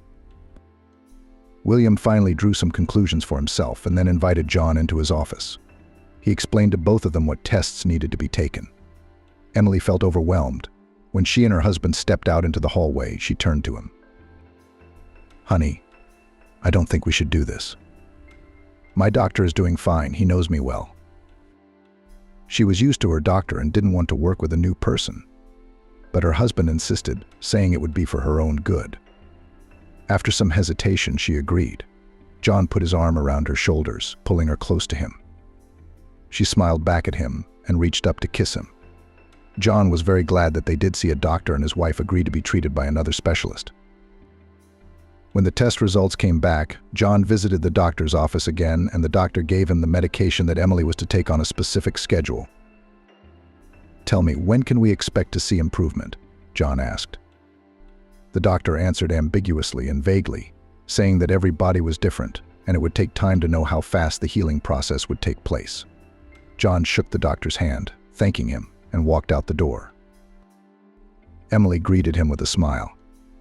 When he got home, she stood wrapped in blankets. She had spent the whole day in bed. "You can put the kettle on and sit down at the table. I ordered your favorite sushi," her husband said in an upbeat mood. "Oh, by the way, I went to the doctor today. He handed over your medication." Emily walked lazily into the kitchen. She had a bit of a headache.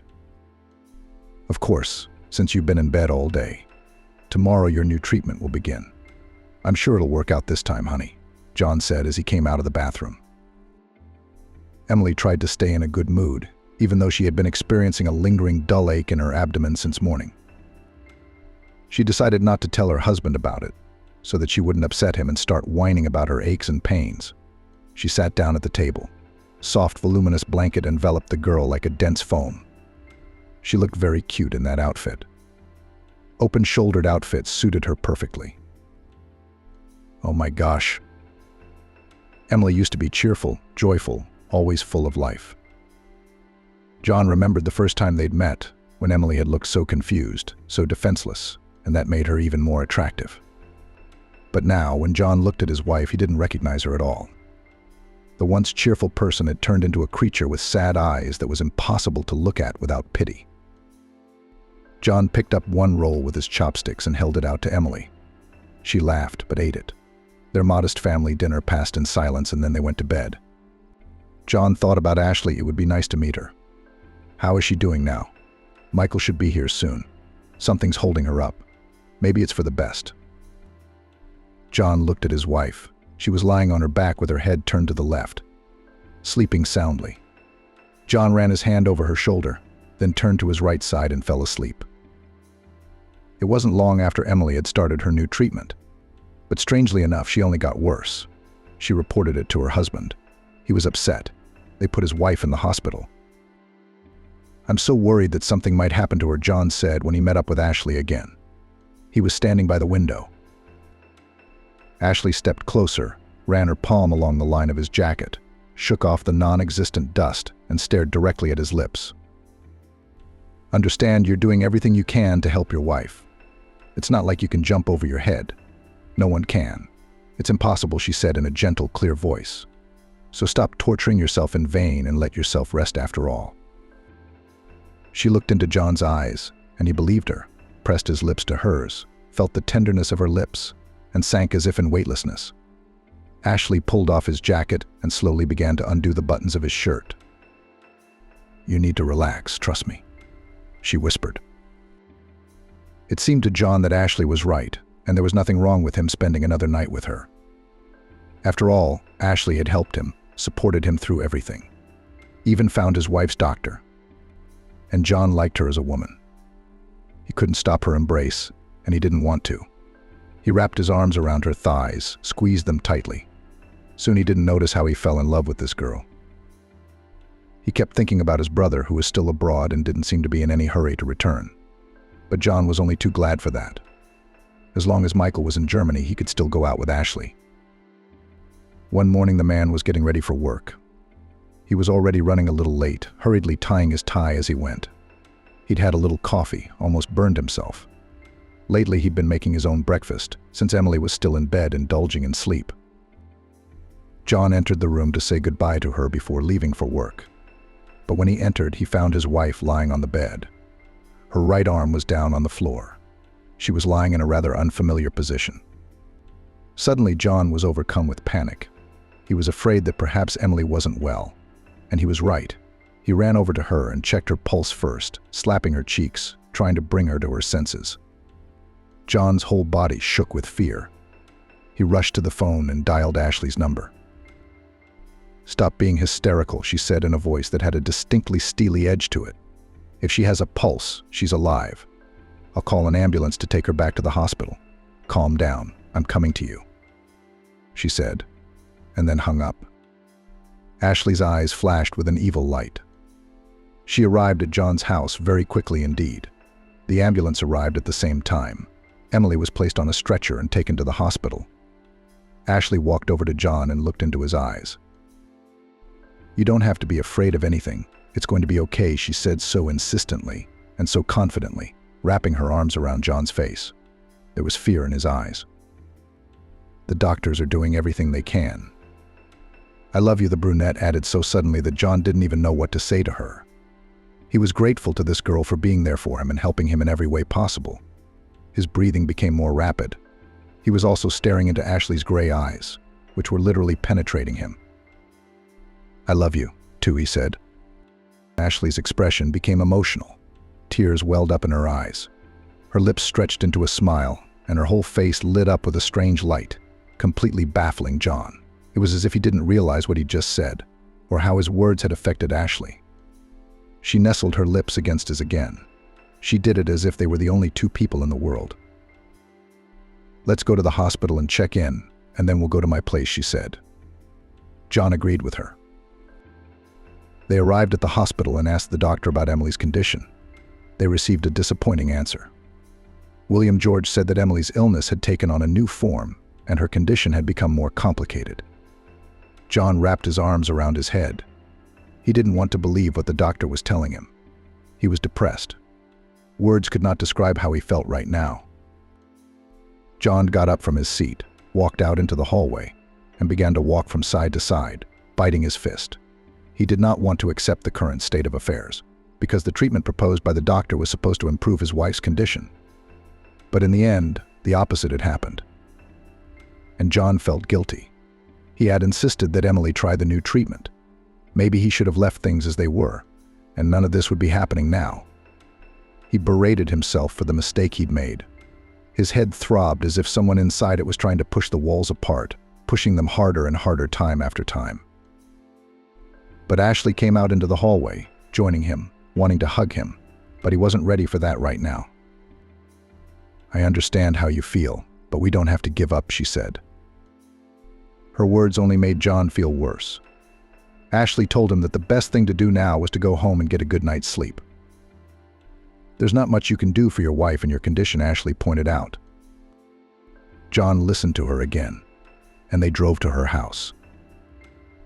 "I neglected her. I betrayed her," the man said, sinking into guilt. "I shouldn't have done it. There's nothing I can do now. What a fool I am. What an idiot. She really loves me. She's faithful to me. And I left her in this state," John said, sitting back in his chair. The top 2 buttons of his dark blue shirt were undone. He was rubbing his chin and cheeks, which were covered with fine stubble. "What about me?" Ashley asked suddenly. "Don't my feelings for you count? My sincere love for you? Do you think that's just a bunch of empty words? How am I supposed to live with that?" She sank to the floor in front of him. John distracted himself from his self-destructive thoughts and looked at her. "You haven't thought about me at all, because I love you too. What am I supposed to do about it?" she asked him, her gaze demanding. Then she grabbed his hands and began to cover them with small kisses. "Are you going to leave me now? Will you leave me? Forget me?" Ashley asked jokingly, looking into his eyes. Ashley's eyes were desperate and bewildered. John took her hands in his. "Wait, that's not what I was going to say at all," he said, fearing to see the distress on Ashley's face. "But that's exactly what you're saying. You're saying you love your wife and regret getting involved with me. You're willing to abandon me when I need your support the most. God, how am I supposed to get through this?" Having said that, Ashley tried to go upstairs, but John held her back. "What are you talking about?" he interjected. His emotions went from self-recrimination to Ashley's depressed state. "Michael," she said barely audibly, putting a hand to her lips. "What's wrong with him?" John interjected with a frown. "I was going to tell you later, but what does it matter now? I got a call from the emergency services yesterday that Michael was missing," she said, turning toward the window. John lit a cigarette, probably trying to calm himself down. He too rose from his chair and hesitantly wanted to approach her, but stopped halfway. "Wait, but how did this happen? I mean, you said he was fine, and you talked on the phone regularly." He looked at her slender figure, clad in the black lace cardigan that suited her so well. "Yes, that's right. We've talked often, but there's been no messages from him in the last few days. I got worried, but I had no contacts to find out what was wrong with him. So I called the search service, through their channels. They found out that a certain Michael Alexandrovich had disappeared without a trace. That sounds strange. Where could he have disappeared to?" John asked. Ashley, standing with her back to him and looking at her reflection in the window, took a deep drag on her cigarette smoke. "It's awful," she said in a shaky voice ready to turn to crying. John came over and put his arm around her. "But why didn't you tell me about it right away? The more time passes, the harder it is to find a person." He waited for a response. Ashley took her time answering. She smoked quietly, put out her cigarette, then turned to John. "I had too much on my plate at one point. I wasn't just thinking about myself, I was thinking about how to help his wife. I tried to handle it on my own, especially since you have your own worries. Your wife needs help, too. You didn't immediately hire a good doctor for her, did you?" Her voice took on a steely tone. It slightly confused and stunned John. He didn't understand what Ashley was getting at. "You know, I've been doing everything I can to make my wife better. But God knows, things took a different turn." John began to make excuses. Ashley decided to stop talking this time. Walking over to him, she put her arms around him. "You're all I have left," she said. John was overcome with guilt again. He realized that he had no right to leave Ashley alone right now. They spent that night together, comforting each other. The next day, after waiting for John to leave for work, Ashley went to run some errands. Before going out, she took a bath and picked out her clothes. She put on a beige suit, which looked stylish and not too revealing, and completed the look with earrings, a chain, and her favorite perfume. After assessing her reflection in the mirror, she left the apartment. Ashley knew exactly where she was going. Her cab stopped outside the hospital. She walked confidently toward the main entrance. Ashley didn't come here to see Emily. Almost at the end of the hallway, she turned right and opened a door with a sign that read Chief Medical Officer William George. "Oh, you, my dear. It's good to see you," he said, rising from his chair. It seemed he and Ashley had been acquainted for a long time and knew each other quite well. They exchanged welcoming kisses. "You look lovely," as always, the doctor commented on his guest's appearance. "I came to tell you that it's time for us to speed up the process. Don't you think so?" she asked the doctor. He spat in his chair, put his foot on his leg, and put his hands on the armrests. Definitely felt like a king. "Yeah, what do you suggest?" William George said playfully, taking out 2 small glasses and a bottle of white wine from the minibar. He poured just a little into the glasses and held one out to Ashley. "Let's at least drink to our meeting. It's so rare to see you anymore. I miss these moments," he said. Ashley looked at him and took a deep breath without answering. She remembered how he'd picked her up on the street when she was very young, given her shelter and food. Never tried to keep her close to him, but Ashley realized herself that she needed to stay close to him now. And only when she felt her own strength, expressed her desire to live independently and separately from him, she rented her own apartment and began to live again.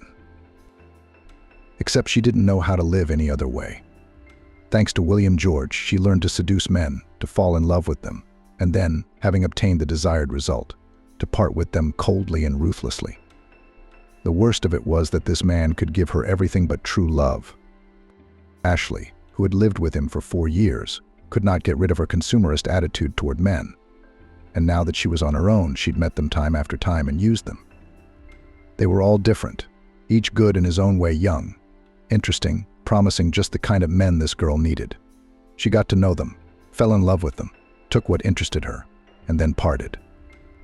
This went on countless times, and there was no way this girl could stop.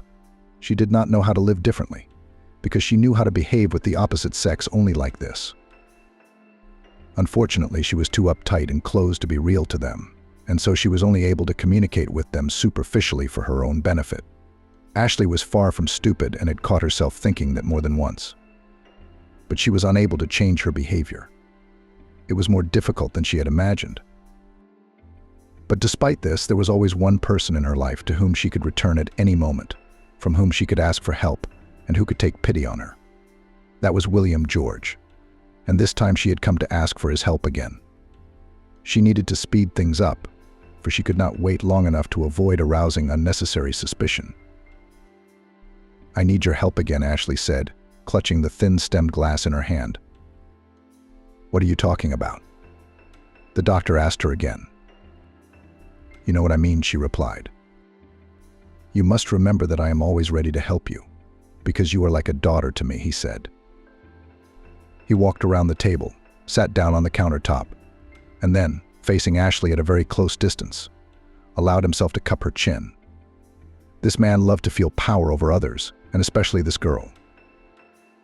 William reached forward, wanting to touch her lips. "Give me what I ask of you first," Ashley replied, pulling his hand away. He looked at her for a moment, then stood up, walked over to the safe, opened it with a small key, and took out a tiny bottle. "Here you go, and don't forget your precautions," he said, sitting down on the edge of the table again and folding his hands on his knee. It was like he was waiting for Ashley to go a little softer on him, but she kept her distance. And they both felt it. When Ashley got home that evening, John was already here, having made them both a light dinner, and was glad to have Ashley to keep him company. She asked how his day at work had gone. John replied that things were holding steady. When both of them had satisfied their hunger, they were still in the kitchen talking about their various chores. "I brought some medicine. You should give it to Emily," she mumbled, immediately handing John a small vial. "What is it?" he asked. "Believe me, the glass contains something that will help your wife," Ashley said. "Where did you get it?" he asked again. "Money. It's not that important anymore. What's important is that we have something we can do for your wife," she said, not wanting to go into details. Ashley's words always had a surprising effect on John. Maybe it was the effect of falling in love. The day John had come to visit Emily, he'd done everything Ashley had told him to do. He piously believed that Ashley wished nothing but the best for him and his family. Pouring water into a glass, he opened the vial and poured its contents into the water. Emily's appearance left a lot to be desired. She was pale, her cheeks sunken. When she saw John, she tried to smile. Her lips were pale, chapped. "Emily, you need to drink this," John said. "The doctor said it would help you keep your body strong." "Thank you for your concern," she said in a weak voice. Her husband helped her up so she could take the medicine. Emily emptied the glass and looked into her husband's eyes again. She was sorry he had to see her in this condition. "Don't worry, I'll get better soon, and everything will be fine," she said. John ran his palm over her cheek. He was looking at his wife as if she were a different person now. "You're going to be all right," he said. Even though he said so, he could hardly believe it. For too long the doctors had been trying to cure her. But all their efforts were in vain. The disease had no intention of leaving its new home. Yes, John had lied. But what else could he tell her in this situation? A few days later, Emily got worse. The doctors were very tight-lipped, and one day they informed John that they had to transfer Emily to a hospice unit. He was shocked by the news. As always, Ashley was by his side, putting her hand on his shoulder. Both of them returned home. John was heartbroken. He didn't want his wife to end her life by passing away in the prime of life from some unknown disease. Ashley found something to say to him again. She talked and told him not to blame himself for anything, that he shouldn't forget about himself and his life as it was. "You are young, you are handsome, you are full of vigor. You can't put an end to your life," she said. John sat on the couch, putting his elbows on his knees and covering his face with his palms. "You don't have to put your hands down. You're not alone. You know you have me," she said, spreading his arms. Ashley climbed into his lap, wrapped her arms around his face, and looked into his eyes. "You don't have to give up. Do you hear me? And I'll always be there for you," she said, and then nestled her lips against his. How did she do it? It remains a mystery. But as time went on, Emily stayed in the hospice. There she received the care she needed, no longer hoping for her recovery. Meanwhile, Ashley moved in with John. She was already feeling like a full-fledged mistress and was thinking about what kind of renovations she wanted to make to her room and telling John what kind of kitchen she wanted to replace her old one. He saw Ashley's happy eyes, and it seemed to him that this was the way it should be. Soon she started talking about getting married. More and more changes were happening in John's life. He couldn't figure out if he was going in the right direction. Ashley, on the other hand, was persistent. Unlike him, she knew exactly what she wanted. Once, while John was watching TV on the couch, she sat next to him and stroked his hands. John responded by stroking her hands. Finally, when Ashley had his attention, she said, looking at the ring finger of her hand, "How nice an engagement ring would look here. Don't you think so?" she asked, looking at John. "Yes, any jewelry would look lovely on your beautiful, delicate hands," John pointed out. "No, you don't understand. I want a wedding band," Ashley said flatly. "Are you serious?" John clarified. "What do you think? You and I have been living together under the same roof for so long, and you still wonder if we're serious about each other?" Ashley asked him. "Well, yeah, I agree with you, you're right. But how can we get married when my wife thinks I'm still in love with her?" John suddenly objected. Ashley looked at him reproachfully. "How can you say that? Look, you're not only hurting your feelings right now, you're hurting mine too. I'm living with you. I'm hoping for something, making plans, dreaming about our children. Life goes on. I'm not getting any younger. Are you ready to wait and stall for time? You've upset me too." "I didn't expect this from you," Ashley said. "I was sure that you really loved me and that you were ready to start a family with me. But then all of our meetings and hugs and kisses weren't real. Was it?"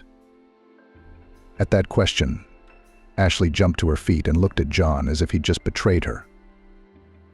"I guess you're saying that you never loved me, and everything that happened between us was just a lie, a pathetic game you made up. Tell me the truth," Ashley screamed. "Are you really crazy?" "No, not at all," John said, trying to even things out. "Why would you think that? Calm down, please. I'm not with you for a game, believe me, really. I really like you. I have feelings for you.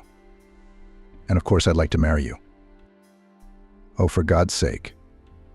Marry me," John suddenly said, getting down on one knee and taking out the ring he wanted to give her for her birthday.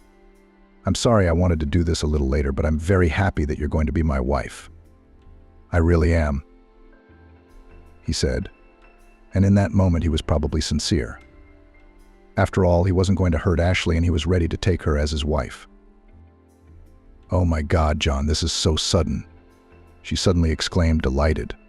She put her hands to her mouth like a child, as if she were afraid to frighten away the sudden happiness. What joy! "I'm so happy.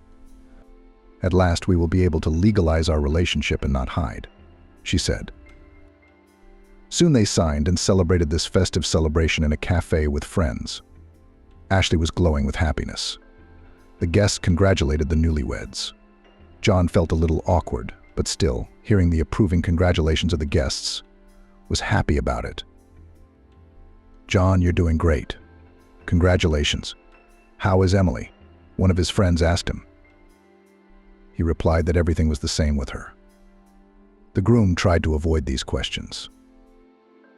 After the celebration, family life settled down to a moderate pace. John was still working, visiting Emily in hospice on his free days. She rarely spoke to him and slept more and more. John, when visiting her, could not tell her that he had remarried. Before entering the room, he took off his wedding ring, which was wide and different from the ring Emily had once put on his finger. To be honest, John sighed with relief when he saw Emily asleep. In front of her, he felt a kind of shame for what he'd done. But now he was back home. Today was a day off, and Ashley was looking forward to seeing John. She had a surprise for him, and when he sat down at the table, she pulled out a small box. John looked at everything going on with interest in his eyes. "Well, don't you want to open it?" she uttered, looking intently into his eyes. He smiled and replied that of course he wanted to. He took off the top pink cardboard lid and saw a beige napkin inside, on which was a soft bear cub the size of a small ball, and next to it a smooth paper strip. "What is it?" John wondered. He grinned and looked at Ashley again. "You and I are having a baby," she said, and stepped a little closer to John, taking his hands in hers and placing them on his lower abdomen. "Can you feel that our baby is here?" She bared her white teeth. John could hardly believe it. But it was true, and he would soon be a father. God, this was what he had dreamed of for so long. With Emily, they'd tried to have kids, but it hadn't worked out. But with Ashley, it was different. He was about to become a father. Ashley walked down the hallway past John's office. It was a small cubbyhole where he used to crawl in alone, thinking about something or talking on the phone. The door was ajar, and Ashley saw him. He was sitting at the table. He had a rather pensive look on his face. His eyes were staring straight ahead. John was definitely not here right now. He held a glass of whiskey in his left hand, squeezed the right corner of his mouth, then emptied the glass. John was distracted from his heavy musings by Ashley, who had just entered the office. Catching her husband's gaze, she smiled. He pulled a smile onto his face as well. He didn't want her to see him sad for anyone. And he had someone to be sad about. He thought of Emily, of leaving her, of stopping fighting with her, and it made him feel hard. "Honey, could you give me a few minutes?" Ashley spoke. She was holding some paperwork. "I had a checkup at the doctor's office. We want the baby to be born healthy, right?" She fixed John's hair. "Of course, my love," her husband answered her, closing his eyes. "You know, I put your name as my proxy. Sign here, please," she whispered in a soft voice. John, without a second thought, took the pen and, without reading anything, signed his name in the lower right-hand corner. "Thank you, my good man." Ashley leaned over to kiss him. "Are you going to bed, or are you going to stay here a while?" she asked, tucking the papers behind her back. He replied that he would stay a little longer and he would join her in bed. "I'm waiting for you," the mother to be added, and left for her room. Ashley put the papers in her bag, then undressed and lay in bed. Her eyes were open. She wasn't going to sleep. She waited for John to come in, but he was in no hurry. He poured the whiskey again, emptied the glass again. He was not feeling well, to say the least. It would seem a happy new wife, a child in the future. But no peace of mind. And he knew it very well himself. He thought about his ex-wife and how she had stopped recognizing him. She'd gotten really bad. John tried to think about the present, about what he had now, but his thoughts kept coming back to Emily. While he was enjoying his new family life, she was slowly fading away, day by day. The next morning, a young doctor entered Emily's room. He was taller than average, had blonde hair and an equally blonde, close-cropped beard. He had started working at the hospice only a week ago. Before that, he had worked in a neighboring town in a polyclinic. However, writing his doctoral thesis forced him to transfer to the hospice for necessary observations. This young doctor naturally had an inquisitive mind. Moreover, he was very quick and qualitative in this direction, from which he was quickly liked by the entire medical staff. The doctor carefully examined the patient, wrote something down in his notebook. His eyes were focused. He glanced again at the patient, whose face had a horrible hue. Vaguely, he recalled how they were taught what to do in cases like this. A line below it, he wrote down the tests he intended to take from this woman. I was about to leave when suddenly I heard a very soft voice. "Wait, stay with me for a while." Emily did not open her eyes, but she knew that someone was with her. She was already so weak that at times consciousness came back to her, and a great sadness and pain came over her at being here. It had been a very long time since she had seen John, but she didn't blame him for that. She realized that there was nothing he could do about her being so sick. It was only the sadness of that realization that filled her soul. "I'm here," the doctor answered. Emily struggled to open her eyes. It seemed to be the first time she had seen this face. "What is your name?" she asked. "My name is Michael George." "Michael to you," he said. "I'll need to run some new tests on you to see what's going on." "Go ahead, doctor, I don't care anymore." "I already know there's only one end," she said with difficulty. The doctor did not answer her. He understood that her condition was grave, but something was definitely confusing him. And the practice he had under his belt told him that this woman might have been misdiagnosed. But when he took all the necessary biomaterials and analyzed them, his hunch was confirmed, and he immediately started the treatment according to the new scheme. And one day when he came to visit Emily, she was already waiting for him. She was still lying in bed, unable to get up. Even so, her mind was clearer. "Good morning," she greeted the doctor. He answered her in the same way. His lips turned up in a smile. "You're in a good mood, I see," he asked as he came closer. As he had all the previous days, the doctor checked her pulse and blood pressure, felt her lymph nodes, and drew blood. Emily held his gaze. "How do I know?" "Your face is very familiar to me," she said suddenly.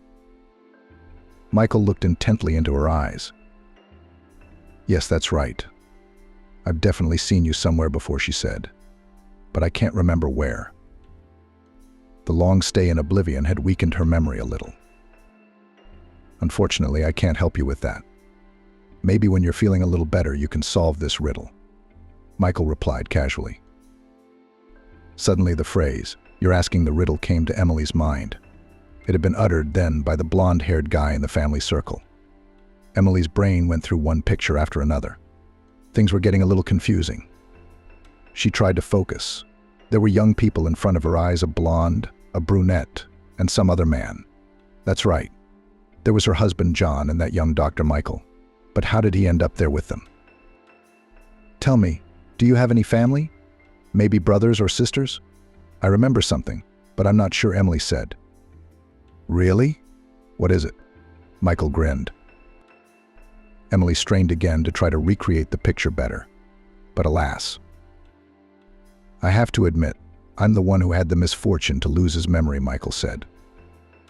That left Emily stunned. "What do you mean, lost your memory?" she questioned. Michael wanted to tell her, but at that moment a nurse entered the room and called out to him. "We'll talk about this later, okay?" Michael said, distracted. "Yes, of course," Emily said, smiling at him. The nurse who had called Michael looked at Emily strangely and closed the door without saying anything. The nurse told Michael to go to the head doctor's office. Michael knocked on the office, and after answering, he entered. "Have a seat, Michael," said the chief physician. His name was Ben Anderson. "Yesterday I wanted to ask about a patient named Emily Johnson." He looked at the doctor carefully. "I must say, you've made great strides.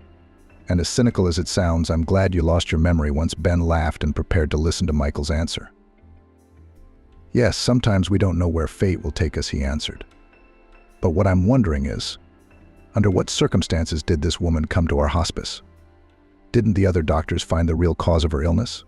The strange thing is that the mobility of red blood cells, which had been reduced, became normal again, and the shape began to return to its original form. You, Ben, as a specialist with vast experience, you know that this occurs only in 2 cases. The first we immediately dismiss, and then we're left with the well-known clotting agent. But I don't understand your thinking, Ben. Anderson interrupted him. Where are you going with this? Michael was in no hurry to answer. Something told him it was too early to say it out loud.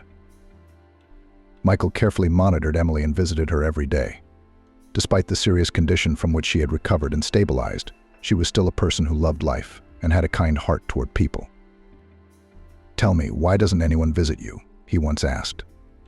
When he said it, Michael regretted it. His words might have hurt her. She thought for a moment and replied that she didn't know why. I guess it's too hard for my husband to see me like this. Frankly, I've lost track of time. I can't tell you the last time he was here. Maybe a week ago, maybe a month. But I don't blame him. John was with me every day before I got here. He did everything he could to help me. I'm grateful for that. After all, if I hadn't gotten here, I wouldn't have met you, and my recovery wouldn't have begun.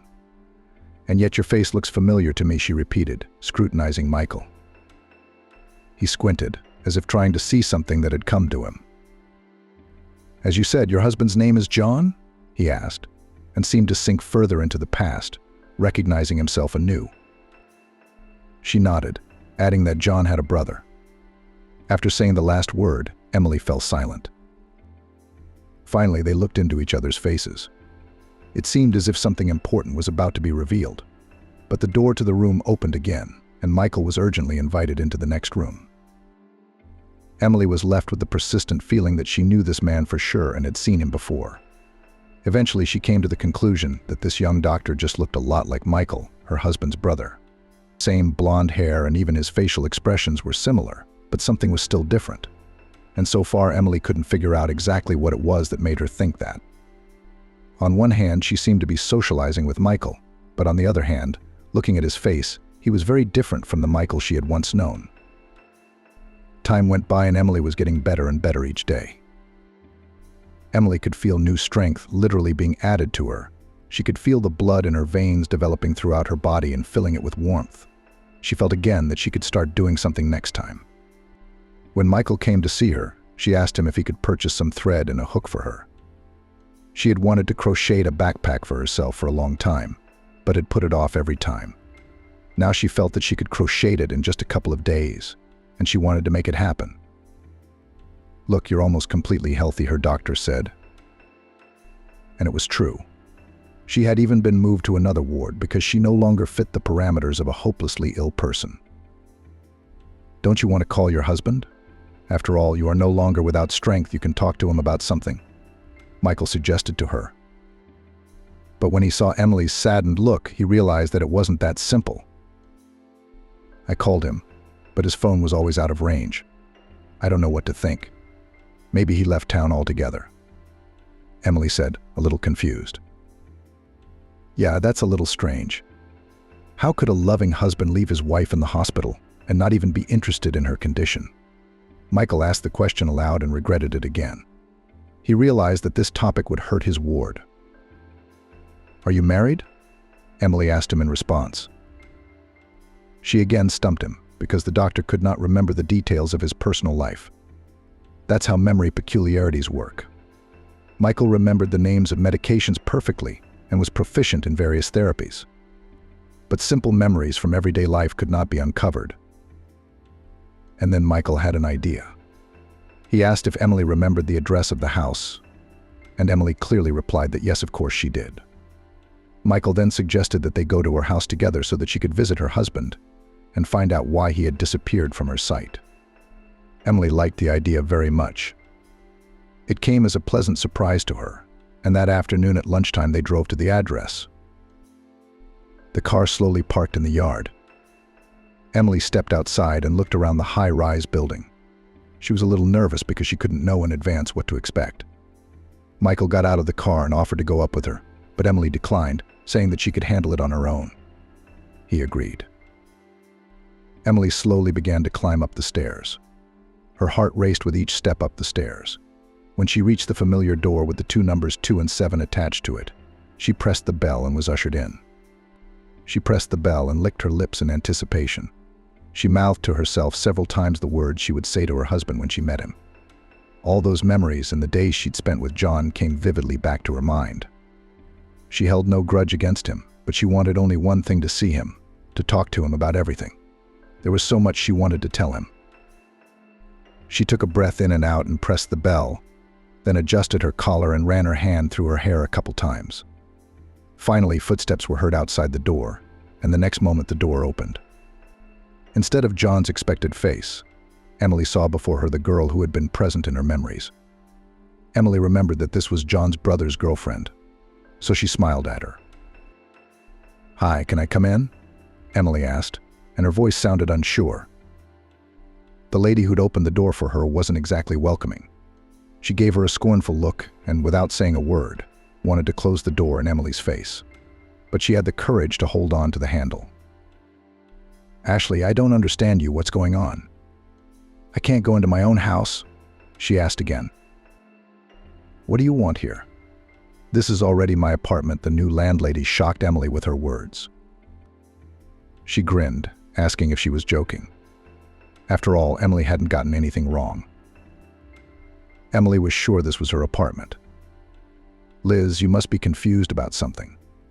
"It's me, Emily, John's wife. And he's home right now. I need to talk to him." Saying that, she pushed Ashley away and entered the apartment. The latter realized that she would have to make an effort before this fool would realize that she was no one else here. Emily entered the apartment, looking in every room, wanting to find John, but he was nowhere to be found. "What's going on here? Where is John? What's wrong with him?" demandingly asked the guest. "And that's none of your business," Ashley replied rudely. She realized she wasn't going to get rid of her that easily. But the insolent lady had a trump card in her hand. Without a second thought, Ashley went to the closet, pulled out a file folder, threw it on the table, and unfolded it in front of Emily on the right page. "Here, look, everything you wanted to know is printed in black letters in white. Read as much as you can." Saying this, she stepped back a little, crossing her arms over her chest. Emily began to cursorily study the documents with her eyes. The more she read each line, the more horrified she became by the minute. Her eyes rounded. She really didn't know what to say to that. "But how did this happen?" she asked, raising her eyes to Ashley. She silently held out her right hand in front of her. A ring sparkled on her ring finger. "That's not true. You're lying," Emily said in a raised voice, wishing it was all a lie. "I did call John, didn't I? His phone was off exactly the same as yours." Emily spoke the last words slowly, as if she'd just realized what was wrong. "Did you really set this whole thing up?" Emily questioned. But it was probably rhetorical. Ashley wasn't going to answer her at all. "I don't have to explain anything to you. Whatever you need, I've answered it. I've shown you the documents. Now, if you would be so kind as to leave my apartment." Ashley mumbled and walked to the door, opening it to get Emily out as quickly as possible. But as soon as she opened the door, she was immediately confronted by John. Her surprise took her breath away. She opened her mouth to say something, but nothing came to mind. But John, seeing his ex-wife behind her, who was standing on her own 2 feet and looking fine, was taken aback. "Emily," he said her name as if he hadn't expected it. Emily looked up at him and her eyes involuntarily began to fill with tears. John immediately took a few steps toward her, wanting to hug her, but Emily pulled back for some reason. "Emily, I'll explain everything to you. I was told you were transferred to another facility. I looked for you, but no one could figure out what I was asking of them. I can't believe it. You've recovered." He spoke the words. Emily listened to him, not knowing what to say back. As if it was too late to try to clarify anything now. "Oh God, Emily. Oh God, I'm so sorry," John was saying. Then suddenly he threw himself at her feet. Emily was completely confused. She didn't know what was happening. How could she be so abruptly left without everything? But at the same time, she couldn't see her husband, whom she still loved, suffer. "You weakling," Ashley pronounced. She did not recognize the manifestation of human feeling. She believed and was firmly convinced that it was merely a manifestation of weakness of character. Emily told John that she had tried to let him know about her health, but his phone had been off the whole time. John gave her a surprised look, because he was the one who had been calling Emily, and her phone was always busy. He immediately pulled it out and called his ex-wife again. As stated earlier, the answering machine answered. John then went into his phone settings and discovered that someone had blacklisted Emily's phone and had also set a call barring on that number. The first thing John did was turn to Ashley and gave her a questioning stare. She stood there with a nonchalant look. She masterfully kept her mask on, trying not to give herself away. "Okay, John, it doesn't make any sense now," Emily said. "You have a whole new life now, a new wife, a new family. You've even managed to sign the apartment over to her. I'm going to leave, no matter how much you cry here. It's all the same." John's long since fallen out of love with her and started a new life. "What are you talking about?" "I didn't rewrite anything to anyone," the man protested. Emily told him that the document said otherwise, and then asked Ashley to show him the new property certificate again. He didn't believe her, and when he saw the folder of documents in his current wife's hands, he asked to see them. "What a fool you are," she said, grinning. This surprised John even more, who had never seen Ashley in such a role before. "Here. You can watch as long as you want, can't you?" she said mockingly. John took the folder, found the necessary documents, and indeed found there a certificate that his apartment belonged to her. Next, he found another document with his signature on it. The man remembered the day when he was drunk and Ashley had approached him asking him to sign as a trustee. She had said at the time that it was being asked for at the women's health clinic. And then it hit John, it turns out there was no baby in question. And Ashley set this whole thing up just to get a new resource. "Why don't you tell me why you did it?" John asked her. His eyes were filled with horror and indignation. Ashley was starting to get angry. She didn't like being asked to justify herself. It had been a habit ever since she'd been living with William George. He always asked her to account for herself, and often punished her severely. When she tried to lie to him, he was about to call the police to have them both thrown out the door.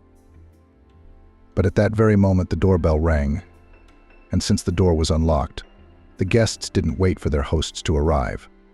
Michael appeared on the doorstep, and he wasn't alone, he was with the police.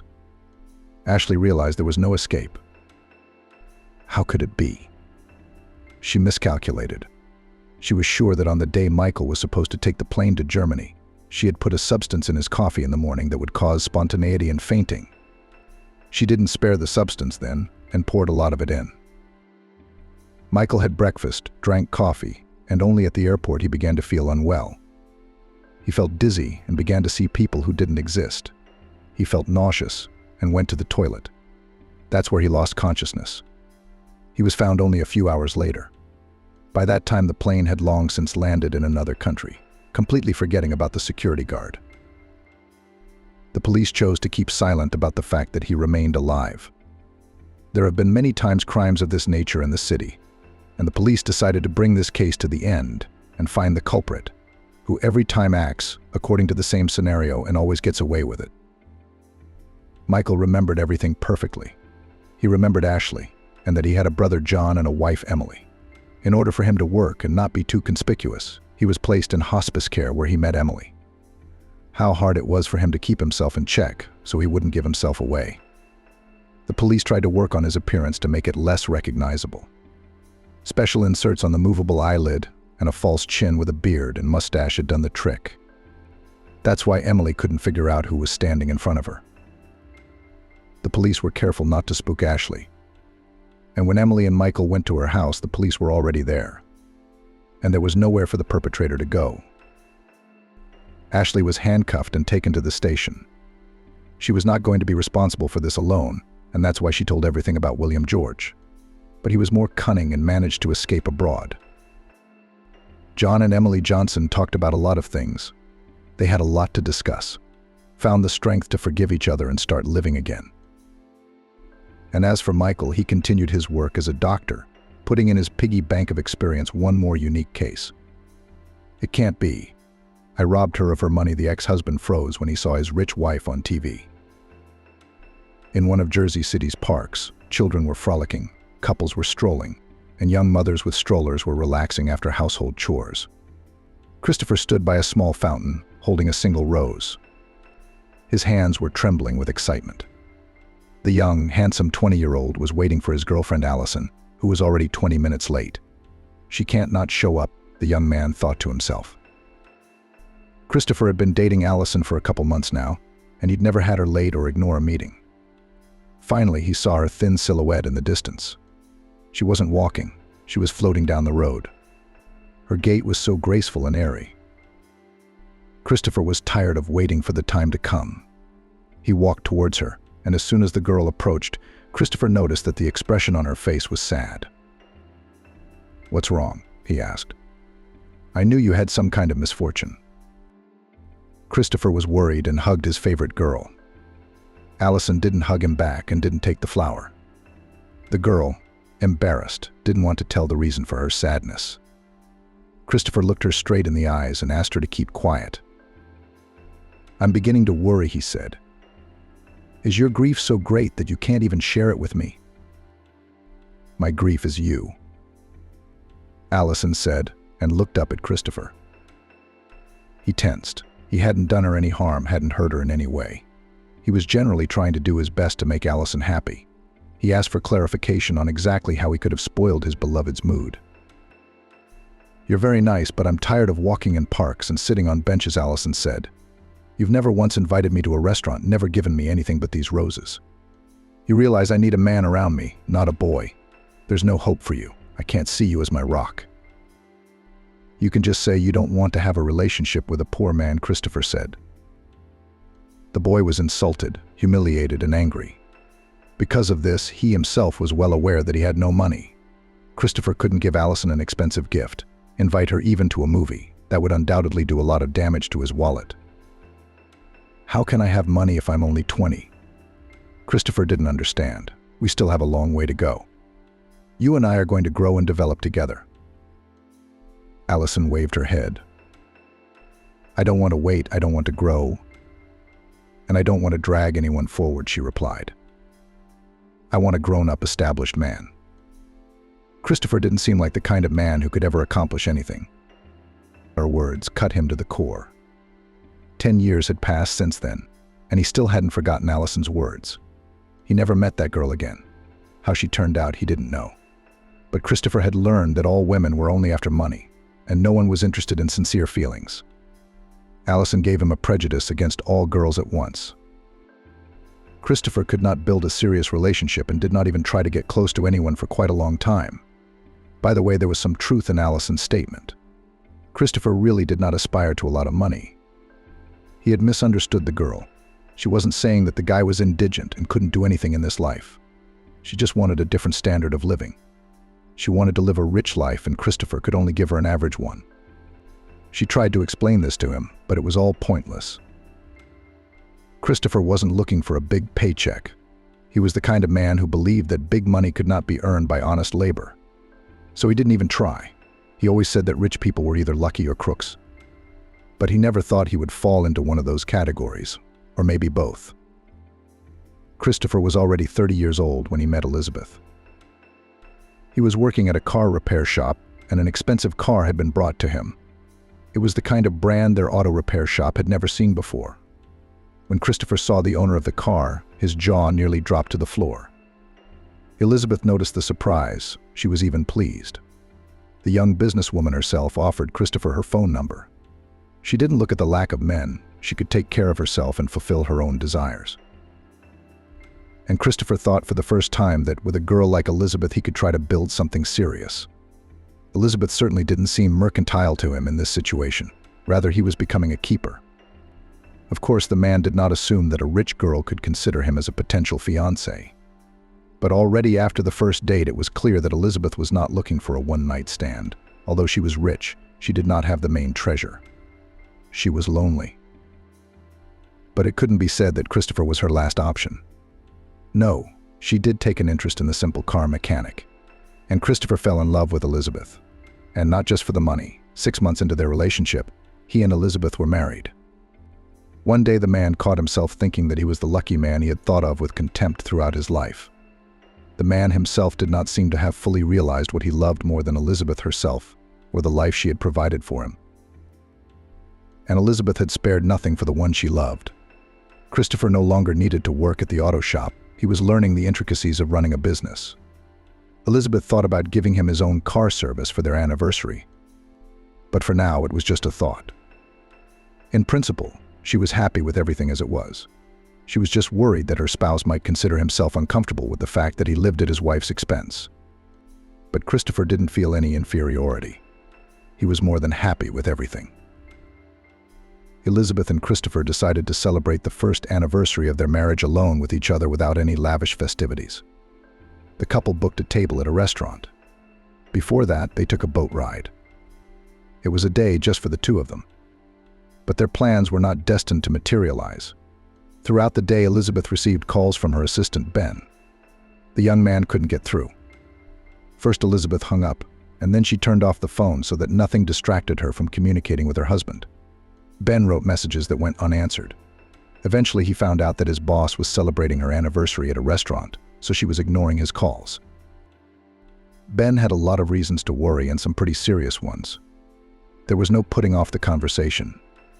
In the middle of the evening, when Elizabeth and Christopher were about to exchange gifts, her assistant burst into the restaurant.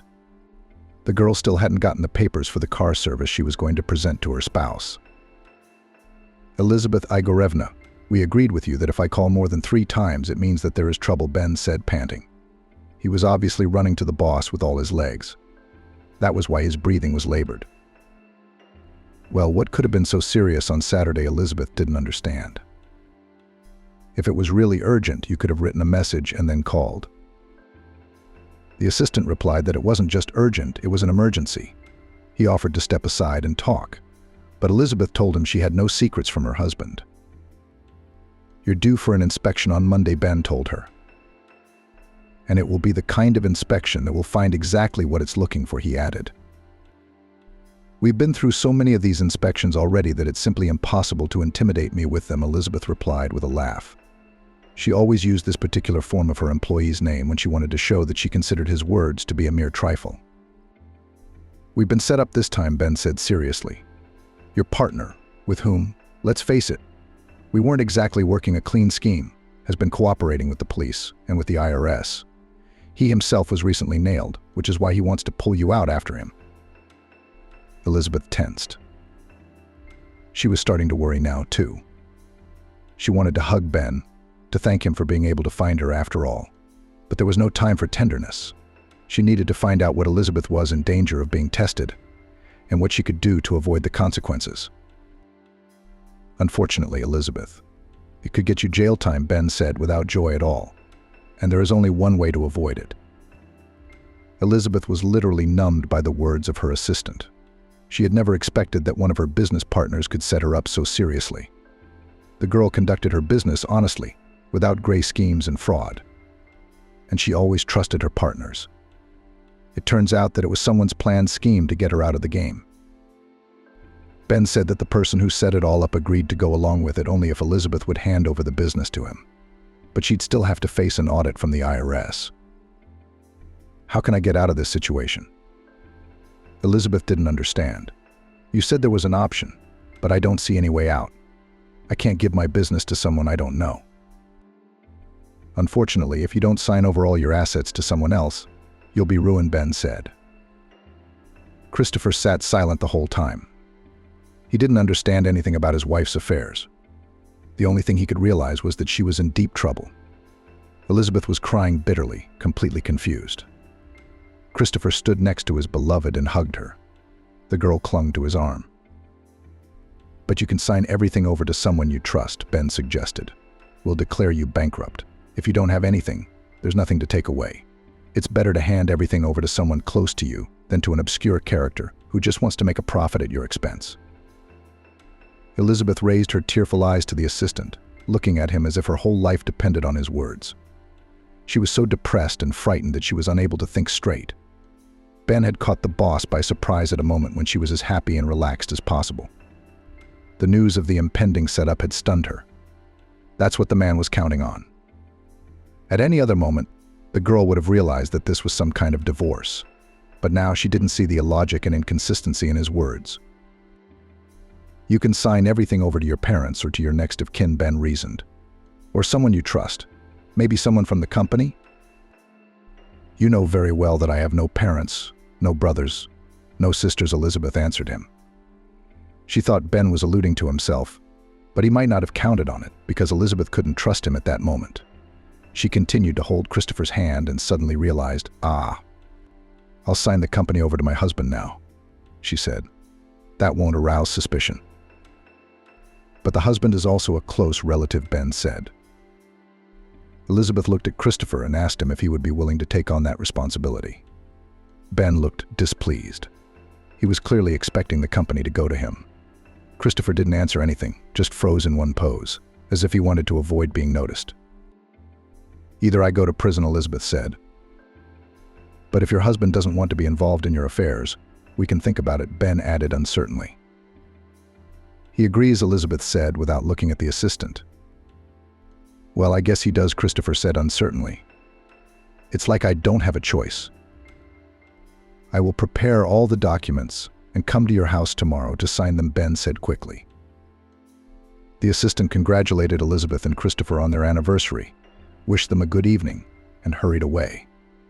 At last he looked very intently at Christopher. The man could not decipher the emotion that lurked in his gaze. A calm and happy continuation of the evening was out of the question. Elizabeth didn't bother to give her gift. The next morning Ben came even earlier than Elizabeth and Christopher had time to clean up. The aide had to wait, and at breakfast they sat down together at the table. I thought a lot about what you said last night, Elizabeth said while Ben was preparing the papers. She had indeed thought about what the assistant had told her, but she didn't analyze his words. Didn't try to find a setup. Elizabeth was thinking about exactly how she could avoid the consequences. It seemed to her that simply transferring the company to her husband was not enough. Christopher and I should probably get a divorce, she said. Christopher immediately rose from his seat.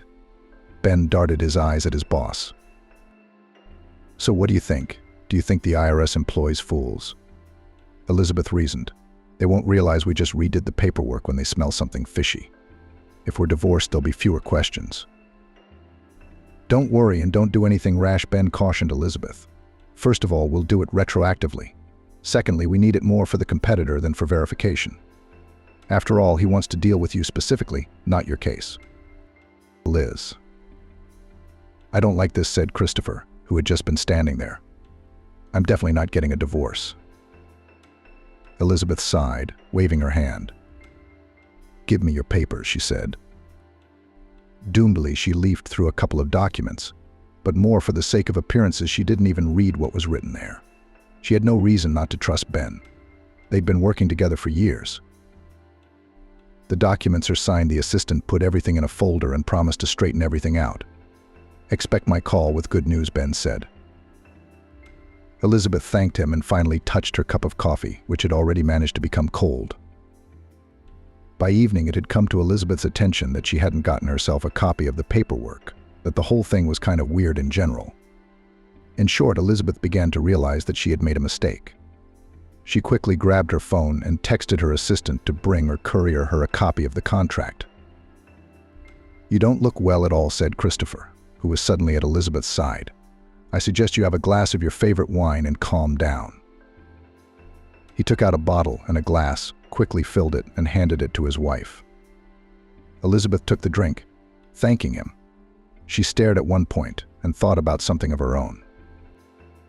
I think I did the stupidest thing of my life today, she said quietly and took a sip. You're just nervous, aren't you?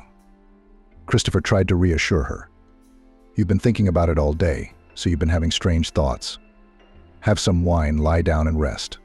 Today is done, and tomorrow there will be other things to do. New worries, fresh thoughts. Elizabeth asked Christopher to sit down next to her. As soon as he lowered himself onto the couch, the girl laid her head on his shoulder. She was swollen from just one sip, immediately pulled to sleep. You're right. I'm so tired that I don't know what I'm thinking. My eyes are closing, Elizabeth said. Don't fight it, Christopher said, stroking her head. You need to rest. You didn't sleep much the night before. You've been on edge all day today, so take care of yourself. Elizabeth relaxed in the warm embrace of her lover, took a couple more sips, set the glass on the small table near the sofa, then returned her head to her husband's shoulder and gradually slid into his lap. Christopher continued to stroke Elizabeth's hair and tell her that everything would be all right. He was scared himself, but he held on for the sake of keeping Elizabeth from worrying even more. Someone had to keep a cool head. Elizabeth hadn't opened her eyes yet, but she already realized something was wrong. Her head ached as if she had emptied several bottles of wine last night instead of just a few sips. She didn't want to open her eyes, so Elizabeth decided to sleep a little longer. She rolled over onto her other side and froze. She realized she wasn't in her own bed because she felt a huge, hard pillow under her head. It was like the one her grandmother had in the village. Elizabeth had always thought it weighed 50 pounds and could kill someone if she wanted to. In her house, there were no such pillows in any bedroom. No sofa could have such a thing. Her cheek was stabbed and feathery. And that feeling, too, was from a distant childhood. Elizabeth remembered perfectly well how unpleasant it was to show the sharp tips of feathers through pillowcases, and she would pull them out of the fabric and examine them. And Granny would scold every time she found a pile of those feathers and fluff under the bed. Elizabeth still risked opening her eyes. She couldn't lie there forever and avoid reality. The room was dusky, but there was a glimpse of sunlight through the thick curtains, indicating that the time had definitely passed the afternoon. The girl did not realize where she was. She couldn't see the room, only a thin line of light from the window, which showed dust particles flying around the room. Elizabeth got out of bed, sliding the curtains open. Outside the window, she saw a wooden fence and a lot of bushes of some kind. It felt like she was at a country house or in a village. She even thought she heard cows mooing somewhere in the distance. Elizabeth slowly turned around in the room and guessed from the furnishings that she had actually found herself in an incomprehensible way in a poor village cottage. The room contained the bed from which the girl had risen a few minutes ago, a stove, a table with a white tablecloth, and a closet. Elizabeth did not understand anything. Never before had she been in this place. How had she ended up here in the first place? The last thing Elizabeth remembered from last night was sitting on the couch with a glass of wine and her husband Christopher beside her. There was no way she could have drunk so much to completely forget everything. Elizabeth didn't have her ID or phone with her. She stayed in the homemade clothes she had been wearing yesterday. How she had gotten to this place was unclear, but one thing was clear: she had to go home. Elizabeth walked towards the exit. When she left the room, she found herself in the kitchen, which was also a hallway. Near the door, she noticed her suitcase, immediately opened it. Inside were several things that someone had hastily left. They were not folded, they were lying in a heap. In a separate pocket lay a passport and a few other documents. Very interesting, Elizabeth stretched out. Did I run away from home or something? Apparently something happened yesterday that made me run away from home. But I couldn't reconstruct the events of the previous day at all. All I remembered was the evening by the fireplace, my head on Christopher's shoulder, and the glass in front of me. I only took a couple sips. There was no way that amount of alcohol could have caused my memory loss. Elizabeth rummaged through more of her suitcase, hoping to find a cell phone there. But there was nothing there. Without that gadget, the girl certainly wouldn't run.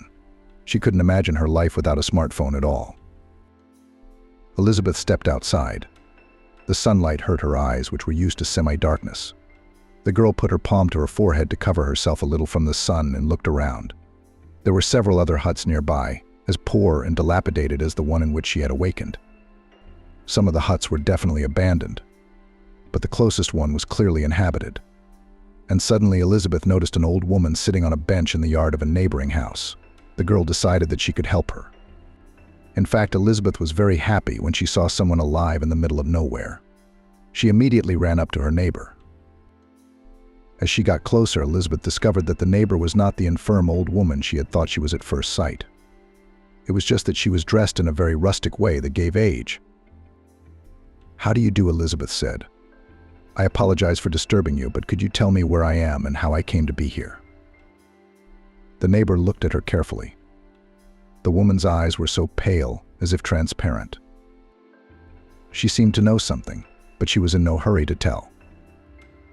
"My name is Elizabeth," she introduced herself, thinking it would help her to make the old woman feel at ease. "She's alive," after all, the neighbor suddenly said, which completely disconcerted Elizabeth. "I saw them bringing you in yesterday. I thought they were trying to close the crime. I almost called the police. But there's no cell phone service here. Elizabeth asked the woman to tell her what she'd seen, and then remembered to get the stranger's name. My name is Mary Adams, the neighbor replied. I suffer from insomnia. I couldn't sleep last night, and then I heard something. It was late at night. A car came to the window. The car was parked in front of the neighbor's house, said Mary. I thought my old lady was coming back. But no. 2 men got out of the car, carried you in their arms, carried you into the house, and drove away.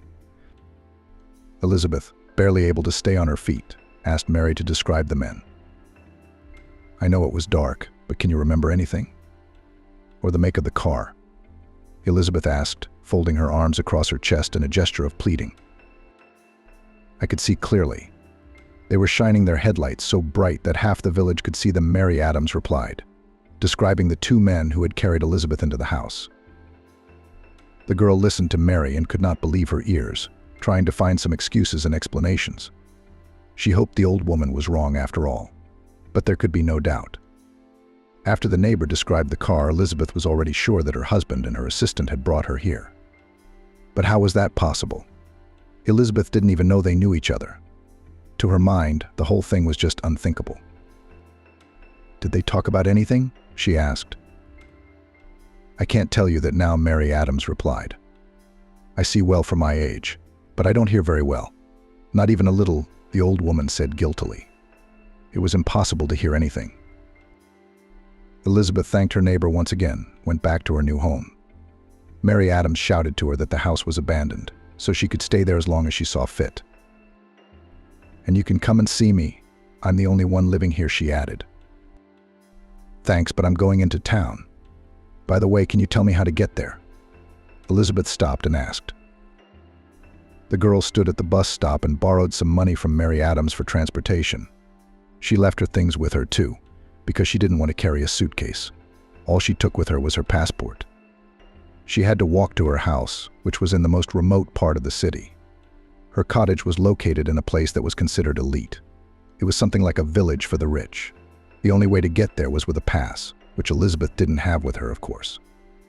But the guard at the gate let her in for old time's sake. What confused her was that he did so reluctantly. Peter Stephen, have you already forgotten me for one night? Elizabeth joked. But all she got in response was the guard's embarrassment and a guilty look. You will go to the house and find out everything there. I'm forbidden to let you in, and I'll probably get a lot for disobeying orders, Peter replied after a long pause. Elizabeth did not understand anything, although she was beginning to guess. Only yesterday she had signed the papers transferring her business to her husband, and today she had been chased out of the house. The only thing she couldn't understand was why she wasn't allowed in the house. It had nothing to do with the company anymore. Elizabeth rang the bell. At the gate, the door was opened by an unfamiliar man. It was the guard. Elizabeth guessed from the uniform. This is my house. Let me in, she said calmly. Not true. The mistress is home now. The guard answered her. This is the first time I've ever seen you. No wonder, since it's the first day you've worked here. Elizabeth laughed nervously. Get out of my way. I'm the boss. Just then Elizabeth noticed a young girl behind the guard. She was strolling across the courtyard in an icy silk robe. Elizabeth couldn't stand it. She tried to lunge at the imposter, but the guard grabbed the girl and threw her straight to the ground. What's going on here? Elizabeth screamed. I'm in some parallel universe.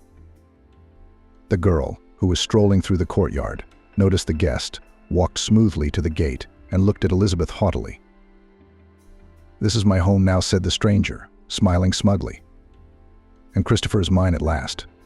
And you can go wherever you like, but don't set foot here again. So Elizabeth wasn't crazy. It was all Christopher's doing. That was Elizabeth's suspicion, but she couldn't understand why she didn't own the house either. The only place she could find out the truth was in her office. That's where Elizabeth decided to go. She had to walk again, because she didn't even have money for a cab. She was terrified of being kicked out of her own company, but she had to talk to her husband, no matter what it took. She approached the building where her office was located, noticing that the guards had changed there as well. When only he had time to organize all this, the girl wondered. She had already guessed that she wouldn't be allowed in here now either. But she had to talk to Christopher at any cost.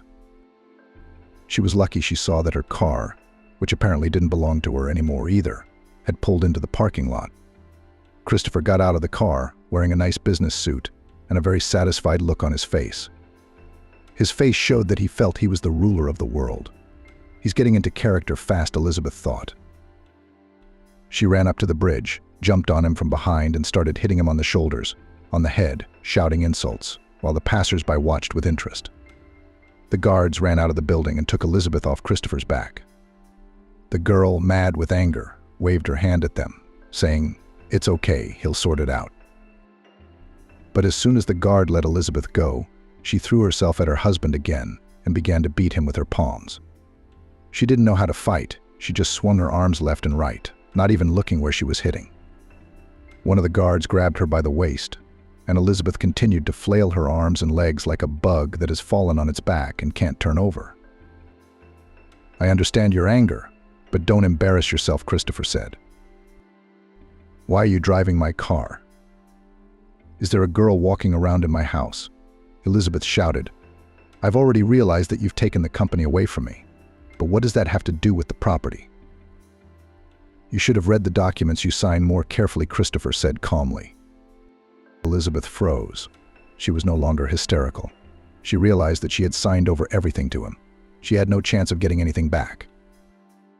"Was your mistress in the house?" she asked with a hint of contempt. "How long have you been with her?" "It doesn't matter," Christopher said. "Get out of here before they force you out. You're free to go. The divorce petition has already been filed." Elizabeth was released. She didn't throw herself, she stayed where she was and just watched her traitorous husband go to her office, where he would run her business, live in her house and drive her car. She was so stunned by her spouse's insolence and meanness that she couldn't cry or get angry, nothing. And then she noticed Ben coming out of the office. The former assistant was obviously in a great mood, walking almost at a gallop. Elizabeth rushed over to him. "Why did you do that?" she asked, grabbing Ben by his jacket. He was scared. He hadn't expected to see his former boss. He tried to say something, but he couldn't get a complete sentence out of his mouth out of excitement.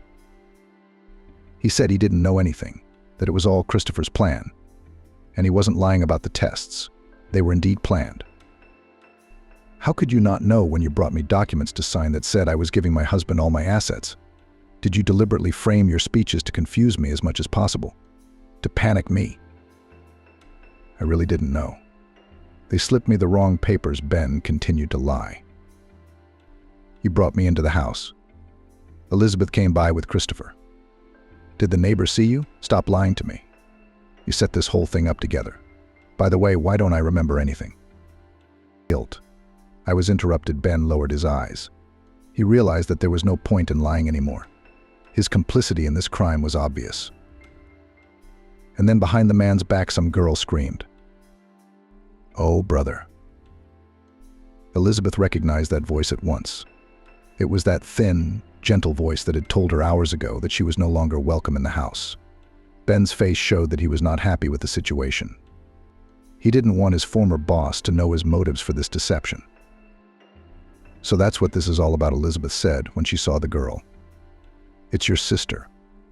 Have you taken care of the family welfare?" "Elizabeth, you were told to leave." "Go on your way," Ben said when he realized there was no point in hiding anymore. "You can't prove anything. If you go to the police, they'll send you straight to forensics." Elizabeth didn't understand. What kind of examination would they send her to? But Ben quickly explained to her that she had blacked out the day before for a reason.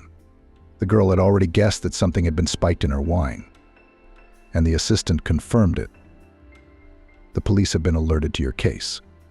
Unless you want to end your days in a mental institution or behind bars, you'd better not go to the police," Ben warned her.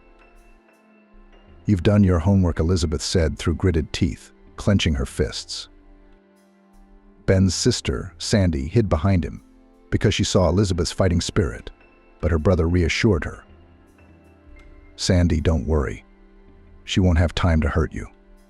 "The guards are already on standby," he said. Elizabeth decided to take her almost ex-husband's advice and not embarrass herself anymore. She walked Ben and her sister to the door and then kicked her former assistant's car with all her might. Security guards immediately ran out of the office, and Elizabeth rushed out. She stopped when she had run out of strength and there was no pursuit. Elizabeth was literally gasping for breath. She had never run so much and so fast before. If she could escape from the guards, she could not escape from her own thoughts. Elizabeth realized that through her own stupidity and carelessness, she had lost everything she had earned and accumulated through years of hard work. Elizabeth sobbed. She sat upright on the ground, leaning her back against some unremarkable stall. "Girl, are you scaring my customers like this?" said the indignant stall clerk, who had been listening to Elizabeth crying and mumbling to herself for a long time. But when the woman saw Elizabeth, her mood changed. She realized that the poor girl was in trouble. She could tell by the crying. But Elizabeth looked decent, so she was trustworthy. The woman even asked if Elizabeth needed any help. "If it is not difficult to borrow $3 from me for a ticket to the village," said the girl. "I'm asking for a loan. When I have the money, I will definitely pay you back." "Take one," said the woman and handed Elizabeth a bill. "We'll pay it back, or we won't. That's another matter. At least you can buy yourself something to eat." Elizabeth was also ashamed to accept the handout, but she was in no position to refuse it. She promised herself that she would be sure to pay back Mary Adams, who had given her money for her journey from the village.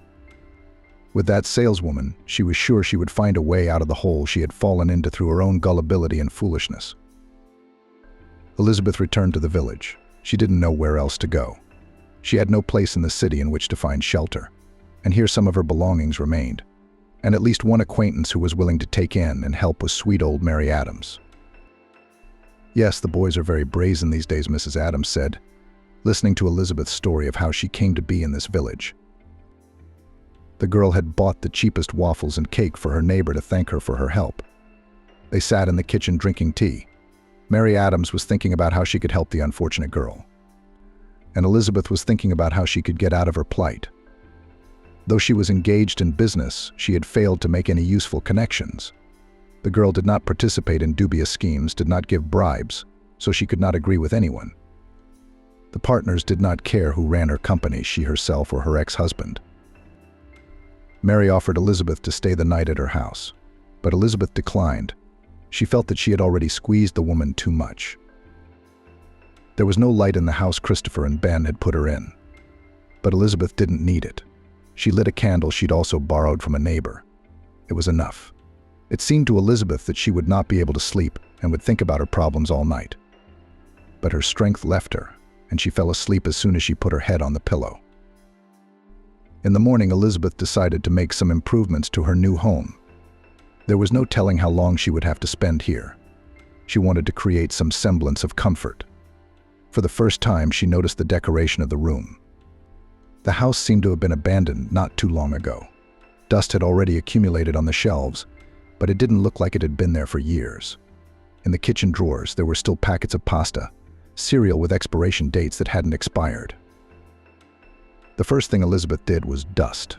She decided to find a rag and suddenly noticed a note in the most prominent place in front of the front door. She assumed it was a message from her ex-husband to her. With trembling hands, she took the note, began to read it, and from the very first line she realized that the letter was not meant for her. It began with the words, "My dear daughter." Her mother had died a long time ago. She couldn't have left a note for her. But Elizabeth didn't stop reading. The letter was from the woman who owned the house to her daughter. She apologized to her, hoping that her daughter might remember her one day, maybe decide to visit. But the former owner of the house had moved away. She gave her daughter an address where she could find her, begged her to come visit her mother. Elizabeth wiped away the tear that rolled down her cheek after reading the message. So much maternal love and pain in those words written in pencil with a trembling hand. The girl wondered what had happened between mother and daughter that they had to separate and cut off contact for several years. Elizabeth could learn the truth from only one person, so she went to him. "I've been waiting for you," Mary Adams exclaimed joyfully when she saw Elizabeth on the doorstep. "I wanted to come to you to ask you to breakfast." The woman didn't seem to be lying. Her table was indeed already set. Fragrant tea, luscious cakes, pancakes, and cottage cheese. Mary Adams must have gotten up very early to prepare a treat for her new acquaintance. Elizabeth even blushed with embarrassment. "Why do you trouble yourself so much?" Elizabeth was modest. "I'm so embarrassed that I barged into your life." "I'm only glad you did," Mary Adams replied animatedly. "I'm all alone with no grandchildren or children. My neighbor left me. It's good to have you here. I feel sorry for you, though. It's not good for you at all." Mary, a little embarrassed by the last sentence, remembered how Elizabeth had cried the day before and worried that she had lost everything she had. But Elizabeth was not offended. On the contrary, she even smiled. "By the way, I wanted to ask you about your previous neighbor." Elizabeth remembered, sitting down at the table, and the dishes gave off such an appetizing aroma that she wanted to start breakfast as soon as possible. Lucy lived in that house. Immediately the memories rushed back to her mind. Mary Adams was a good womankind. She hadn't been gone that long, not even a year. Lucy and her daughter were unlucky. Did they fight a lot? A lot. "That's interesting to me," Elizabeth said and put the note on the table. Mary put on her glasses, picked up the letter, ran her eyes over it quickly. After reading it, she put her glasses back on the table and looked out the window. She seemed to have tears in her eyes as well. Because of such foolishness, frankly, they feared, Mary said after a long pause. Elizabeth had already managed to whip up a couple of pancakes in the meantime. Catherine is Lucy's daughter. She found a young man in town who wasn't young at all and was about 15 years older, probably. But rich. Lucy did not accept such a son-in-law. They called her daughter all sorts of names. But she and her fiancé had come to visit together. That was the last time Catherine visited her mother, and she told her not to show her face here. Elizabeth set aside the pies and pancakes, listened intently to the story. The girl had lost her mother early. She couldn't imagine how one could choose a groom between a fiancé and a family member. Elizabeth could not condemn either mother or daughter. It seemed to her that a compromise should have been made, but it was easy to reason when the situation didn't concern you. Anyway, after a few months, Lucy regretted everything she'd said.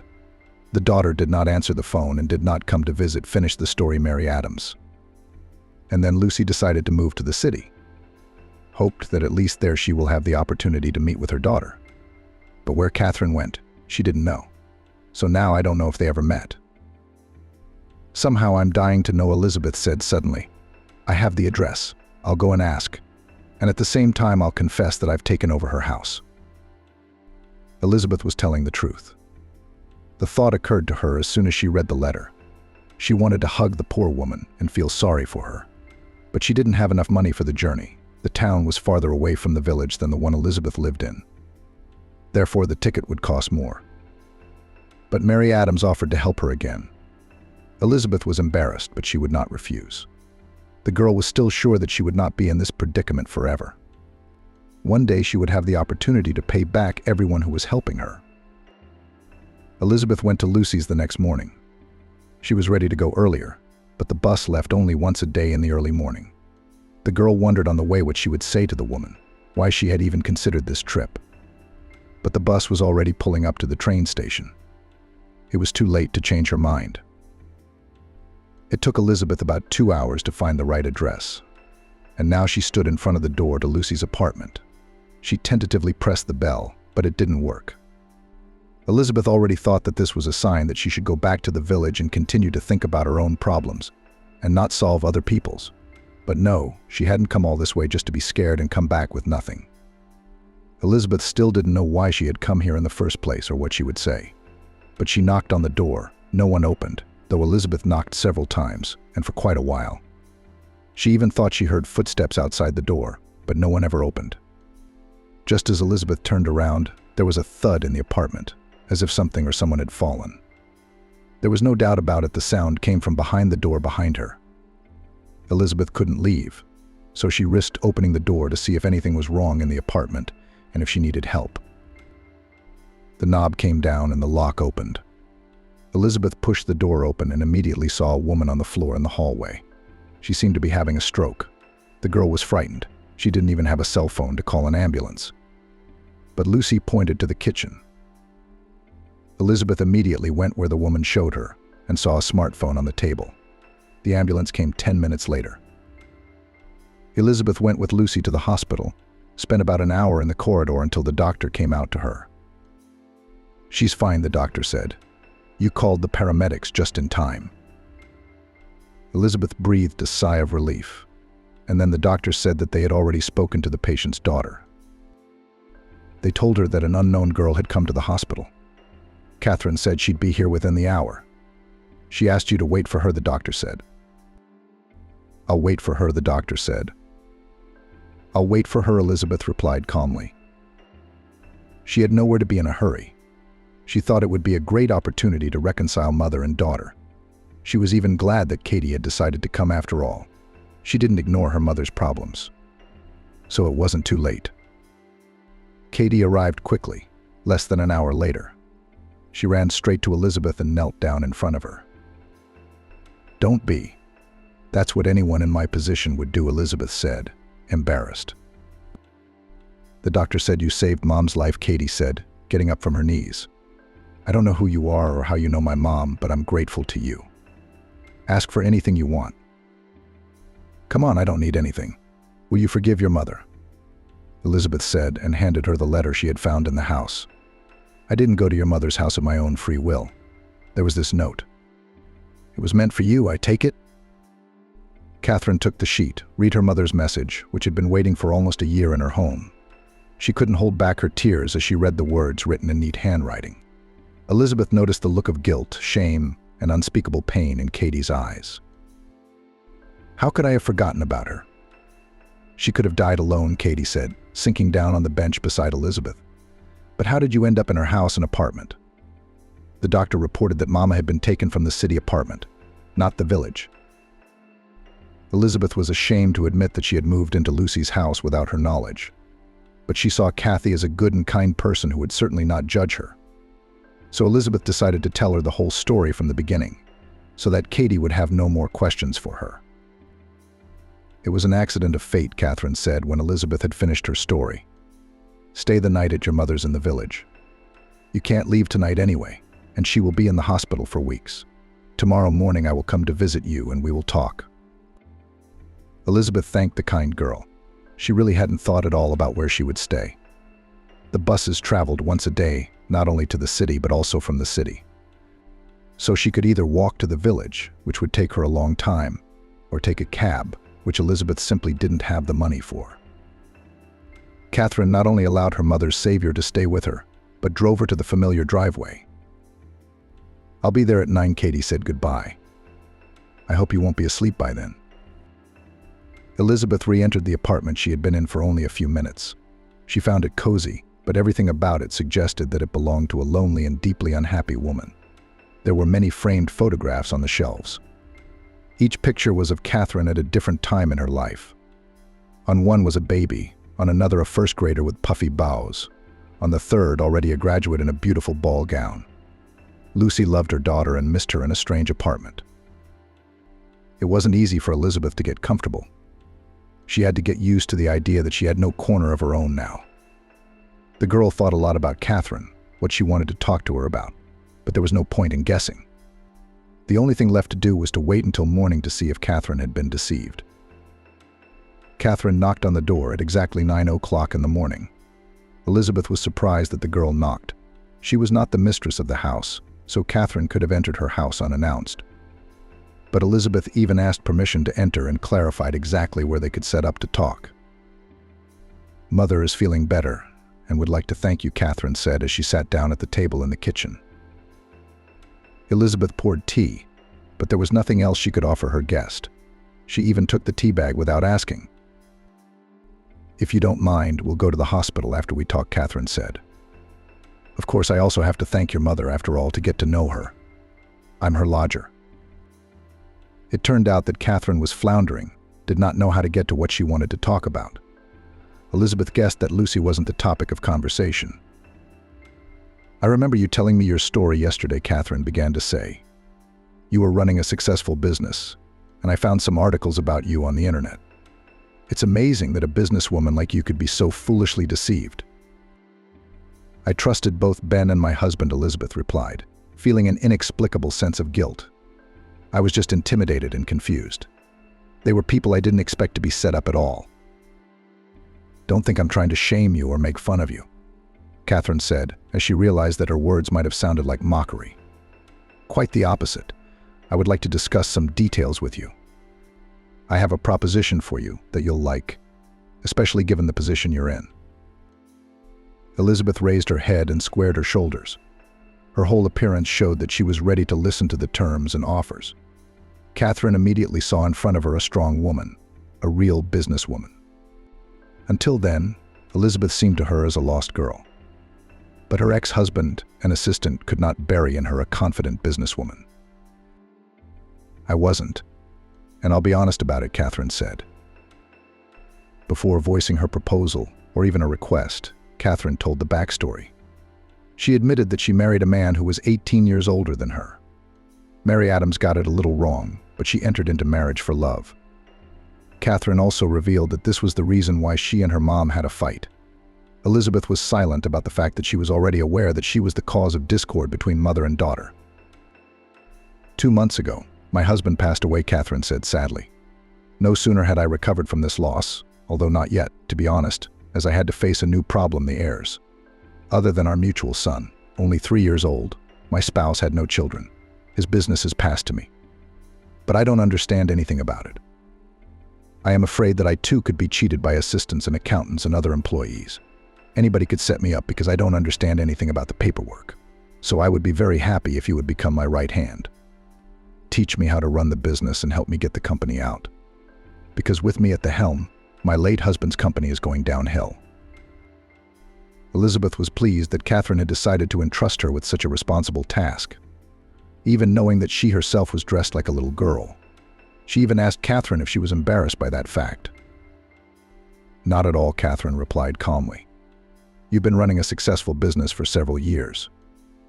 I read that you built your company from scratch. Why can't you promote an established and successful business? Personal motives played into your business. You were deceived by people close to you. I have a different situation. I'd be happy to help you. Elizabeth agreed. Catherine hugged her new acquaintance, thanked her for this answer, offered Elizabeth to immediately give an advance payment so that she could rent an apartment, settle in for the first time, buy food, new clothes. After the conversation, the girls went to Lucy's hospital, where the woman tearfully thanked Elizabeth for saving her life. But she was even more grateful for reconciling with her daughter.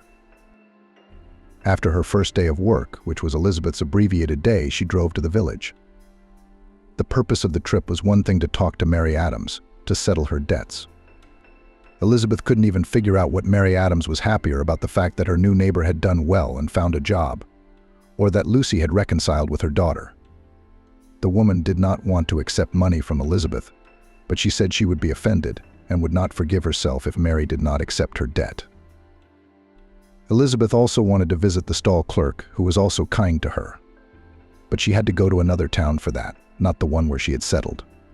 Now she didn't want to spend half a day on the bus, so Elizabeth decided that she would thank her when she bought a car. By the way, she was able to do so after 6 months. All in all, in the entire 6 months, Elizabeth had almost completely recovered from her collapse. She became not just an assistant and business consultant for Catherine, she became the second person in her company. The girls were able to not only save the business, but powerfully propel it forward. Catherine was well aware that without Elizabeth's help she could not have done it, and therefore generously thanked the girl with a high salary.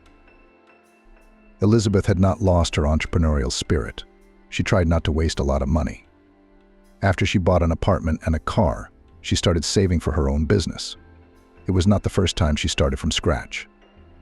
She'd already managed to start a business once and create a successful construction firm.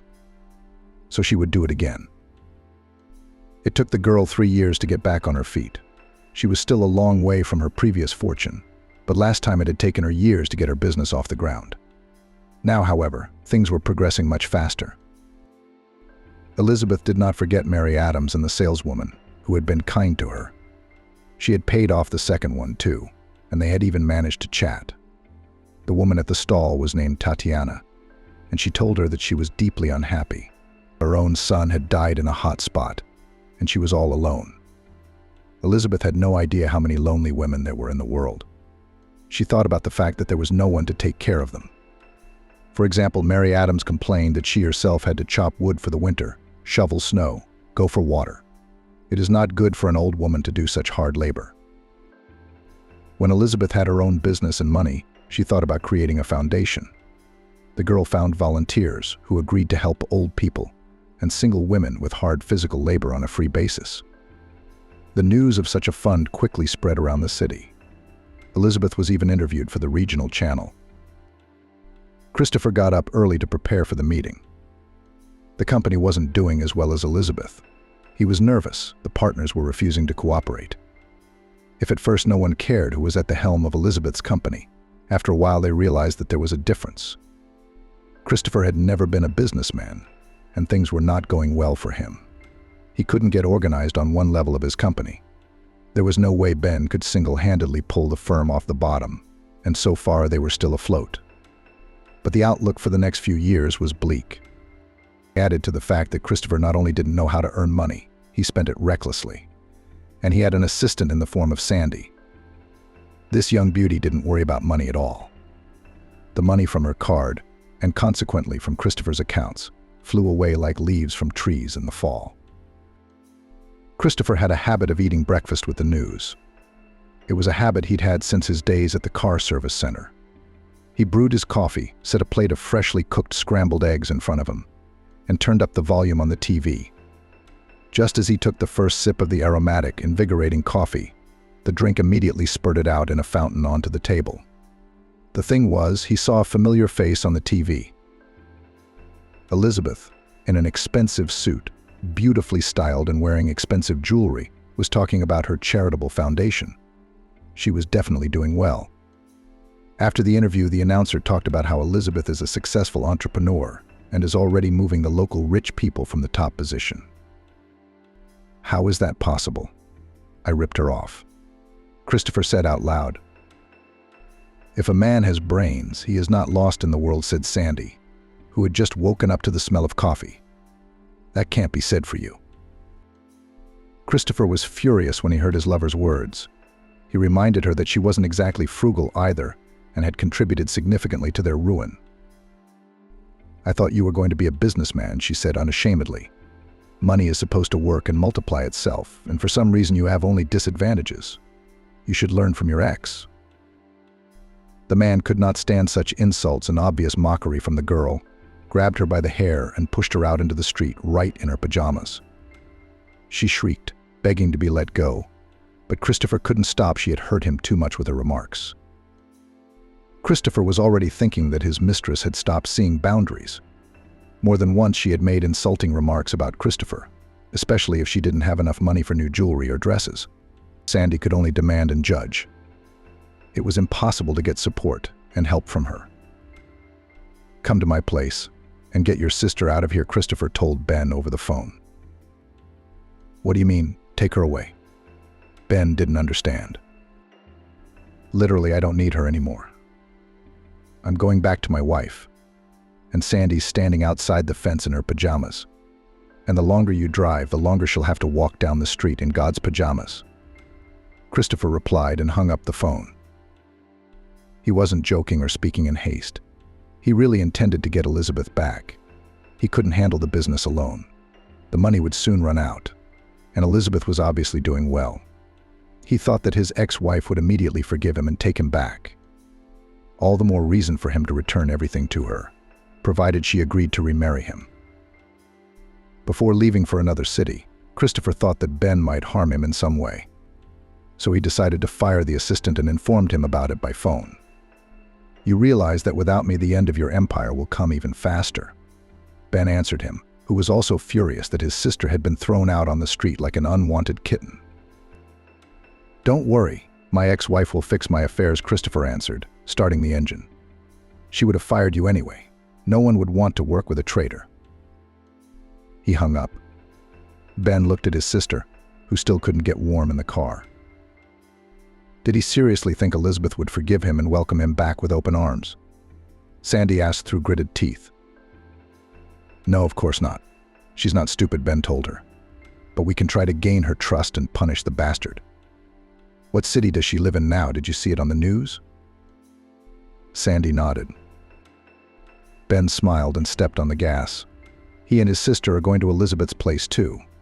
Just need to change their sister's clothes first. Ben decided that the mistress shouldn't be taken to see Elizabeth. She would be more able to confide in him without her. Sandy didn't insist. She didn't feel like traveling across town, but she advised her brother to call Elizabeth, because Christopher would definitely be there sooner. Elizabeth enjoyed the beautiful morning. Even though it was getting close to lunchtime, she'd given herself a chance to get some sleep that day. She and Catherine had had a party the night before to celebrate a successful transaction. The peaceful flow of the morning routine was broken by a phone call. Elizabeth had hoped to hear anyone but the man who had left her in the lurch a few years ago. "Ben?" Elizabeth said questioningly. "Did you get the wrong number?" "No. I want to warn you that another man from the past is coming to see you soon," the man said seriously, though his knees were trembling with excitement. "Your ex-husband has found out you're back on the horse and wants to suck on your income. Christopher himself couldn't replicate your success. He's almost out of money." Elizabeth replied that's what she thought. But Ben is worried for nothing. The girl would never forgive her ex-husband in her life, would never believe him. "I understand that." Unlike him, he laughed. "You want to get back at him, don't you? I have an idea." "I'm not surprised you have another plan to trick a man." Elizabeth's former assistant jabbed at him as well. "What I don't understand is, why would you want to do that? I mean, you two are kind of related, and even related." And Ben told him what Christopher had done to him and his sister. So he had a strong motive for revenge, too. Elizabeth still agreed to listen to his plan. She found his arguments convincing. Elizabeth was also attracted to the fact that this time her safety would not be threatened. So this wasn't another scheme to take everything away from her. Elizabeth was even looking forward to hearing from her ex-husband. There was no way Christopher could think of a way for him to show up. He wanted to make sure his ex-spouse didn't guess his intentions, as if he didn't know she was rich again. Christopher tracked Elizabeth down, finding out where she lived and worked. As if by chance, he found himself in the same establishment where Elizabeth got her coffee every morning. "What meeting?" Christopher exclaimed, meeting Elizabeth there. Yes, unexpected indeed, Elizabeth played along, who had long known that her husband was tracking her. The guards had already reported to her a few days ago that a man was following her. Christopher asked Elizabeth how she was doing, telling her that he was doing fine except for his love life. "Wow, your mistress only wanted money." Elizabeth ironically repeated after him. "Is this boomerang coming back to you?" "It's not true, I wasn't with you for money." Christopher answered her resentfully. "Ben and his little sister tricked me. She seduced me, and he put me up to it." Elizabeth nodded, looking understanding. It looked very exaggerated, and Christopher could see the obvious mockery on his ex-wife's part. Nevertheless, he was pleased that she did not stop talking to him, listened immediately, and even entered into a dialogue. All of this Elizabeth had done deliberately. She needed to gain his trust so that Christopher would think she had fallen for his bait again. And she succeeded. After the first meeting, Christopher was sure that after a couple more conversations and dates, he would be a rich woman's husband again. And Elizabeth was happy to play along. Each time she forced herself to communicate with her ex-husband, but she realized that without it, her revenge would not happen. She needed to feign trust and warmth toward a man she couldn't stand. Listening to Christopher's words was simply unbearable for her. She realized that he was a masterful liar, and believe her, he really wanted to deceive. Even though she knew that every word he said was a lie.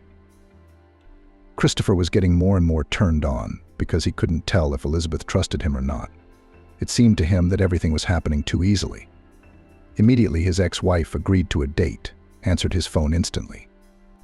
Was she so starved for a relationship, so lonely that she forgave him so easily? Christopher went on the offensive, sending her gifts, arranging surprises, dates. He thought she was about to melt. Elizabeth stepped over herself when she went to these meetings and smiled sweetly at her traitor husband. She was even more disgusted when she saw Christopher cowering before her, the bastard squealing.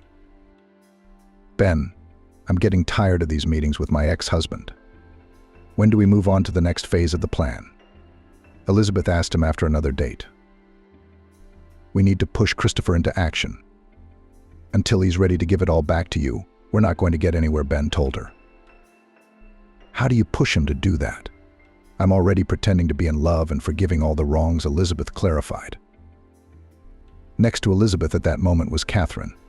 She came to visit her to discuss personal matters. The girls had become not only business partners, but also best friends. I have an idea, Catherine said suddenly. Elizabeth immediately put the call on speaker so that Ben could hear her. Men are most afraid of competition. If Christopher found out that Elizabeth had a suitor for his heart, he would immediately move into decisive action. Ben agreed that it was a good idea. As a man, he confirmed it. Katie then informed him that she had a good acquaintance who would agree to help her. Christopher didn't know how to propose to Elizabeth himself. He still doubted that she had finally forgiven him. Suddenly, he received a call on his work phone. Since Ben had been fired, Christopher scheduled all negotiations and meetings by himself. He received a call from a man who introduced himself as a well-known investor, and Christopher knew his name. It was a man named David. This was a weighty figure in their field. Many people knew him, and everyone dreamed of working with this man. Christopher even straightened his back, although the person on the phone still couldn't see him. Christopher prepared for the meeting with the investor as carefully as for a date. Until the last moment, he didn't believe that the David he had in mind would come to the meeting. But his expectations were justified. After a short negotiation, the businessmen shook hands, but David was in no hurry to leave. "Is it true that Elizabeth Agorevna is your ex-wife?" David suddenly asked. Christopher nodded and immediately tensed. This question did not bode well. David said that a friend of his was interested in the woman. He begged me to find out if Elizabeth had a boyfriend, David said, blushing. "I'm sorry to bring it up." "That's all right," Christopher coughed. "It's good of you to ask. Elizabeth and I are discussing the possibility of starting a family right now. I want to propose to her because our feelings are back." "That's too bad, because my friend was going to take her out tonight," David said. "But then I'll tell him he has nothing to look forward to." "Yes, please do." Christopher's voice became high, like a frightened boy's.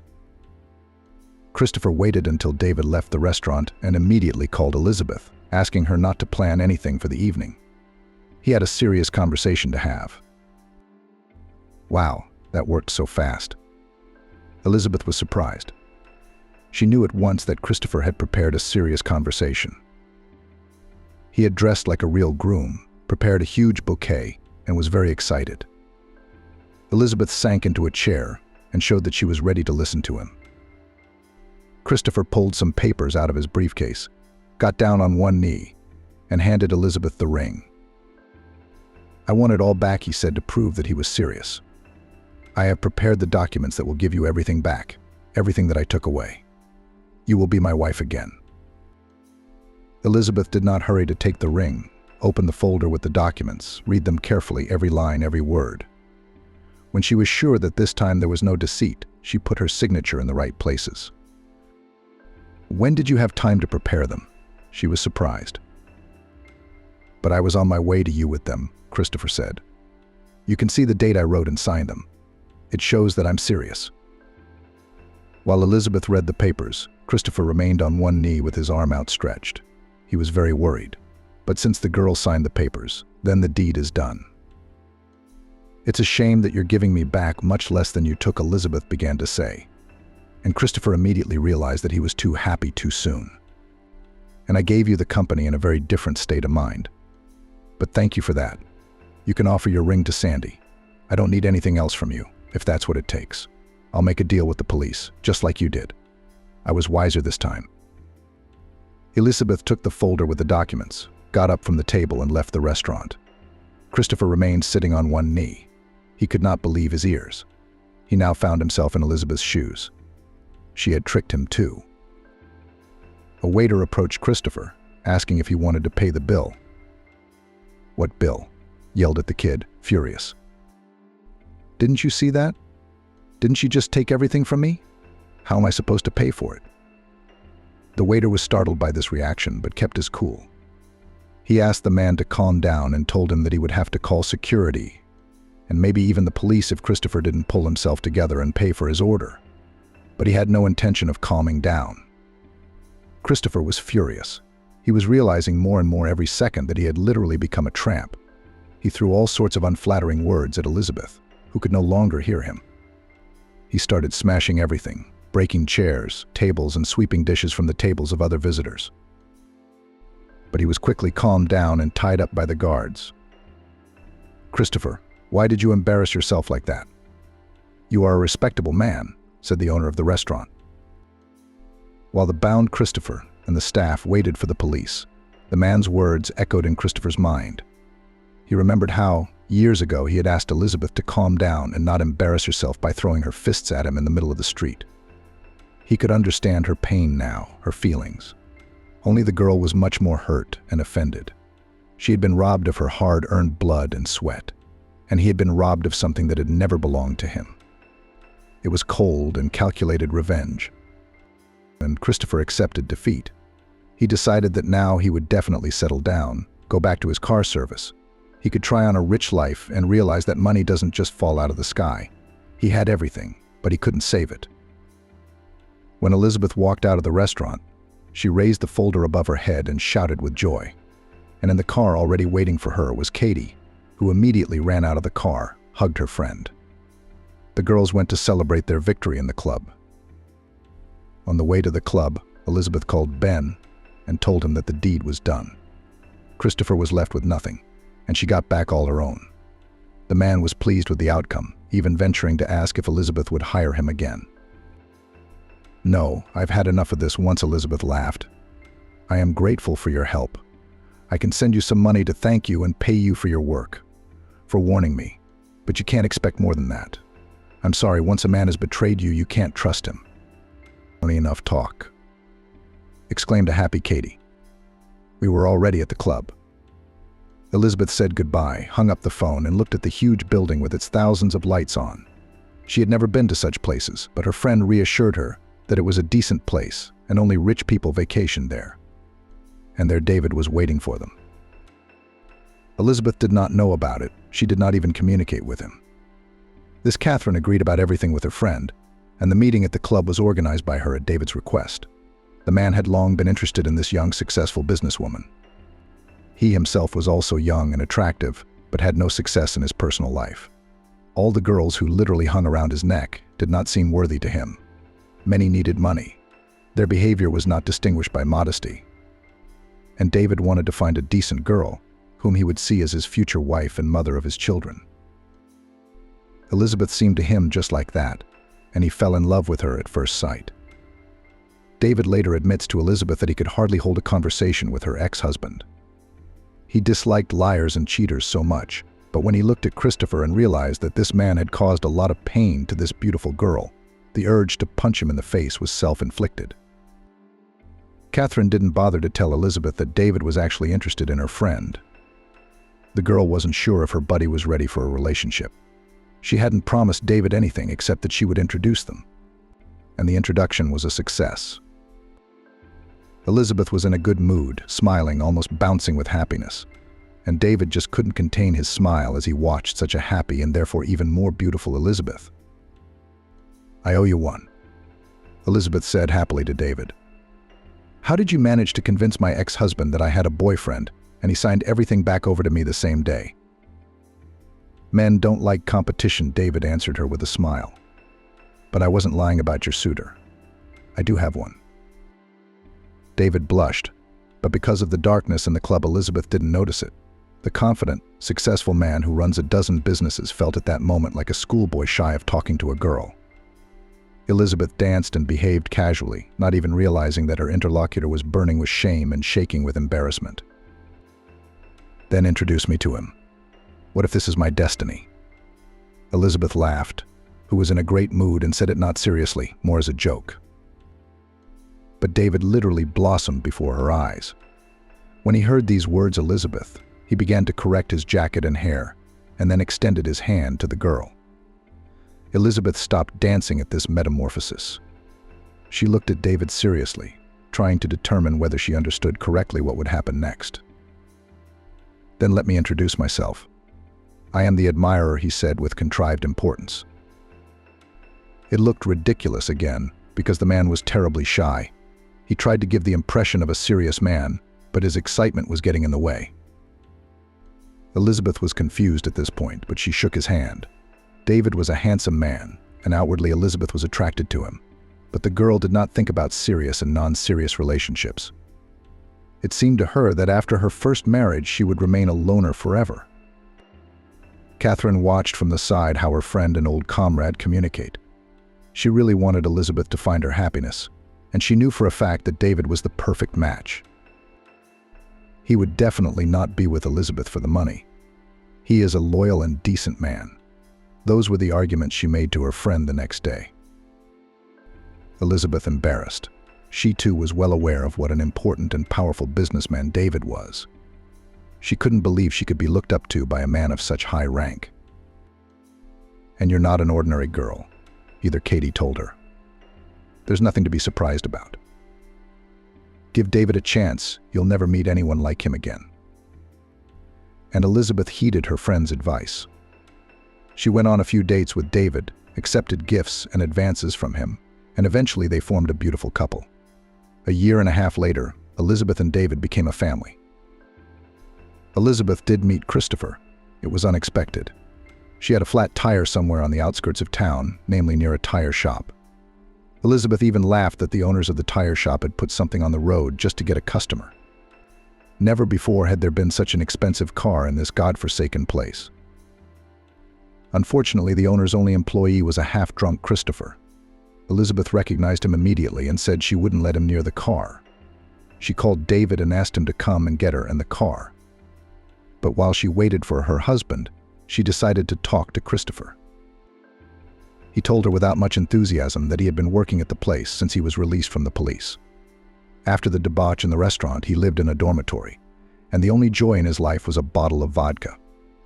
Christopher watched with hatred and envy as Elizabeth got into David's car and they drove off to their happy life. "To each his own," Christopher said, his voice hoarse with hangover. "And we haven't lived rich. There's no reason to start."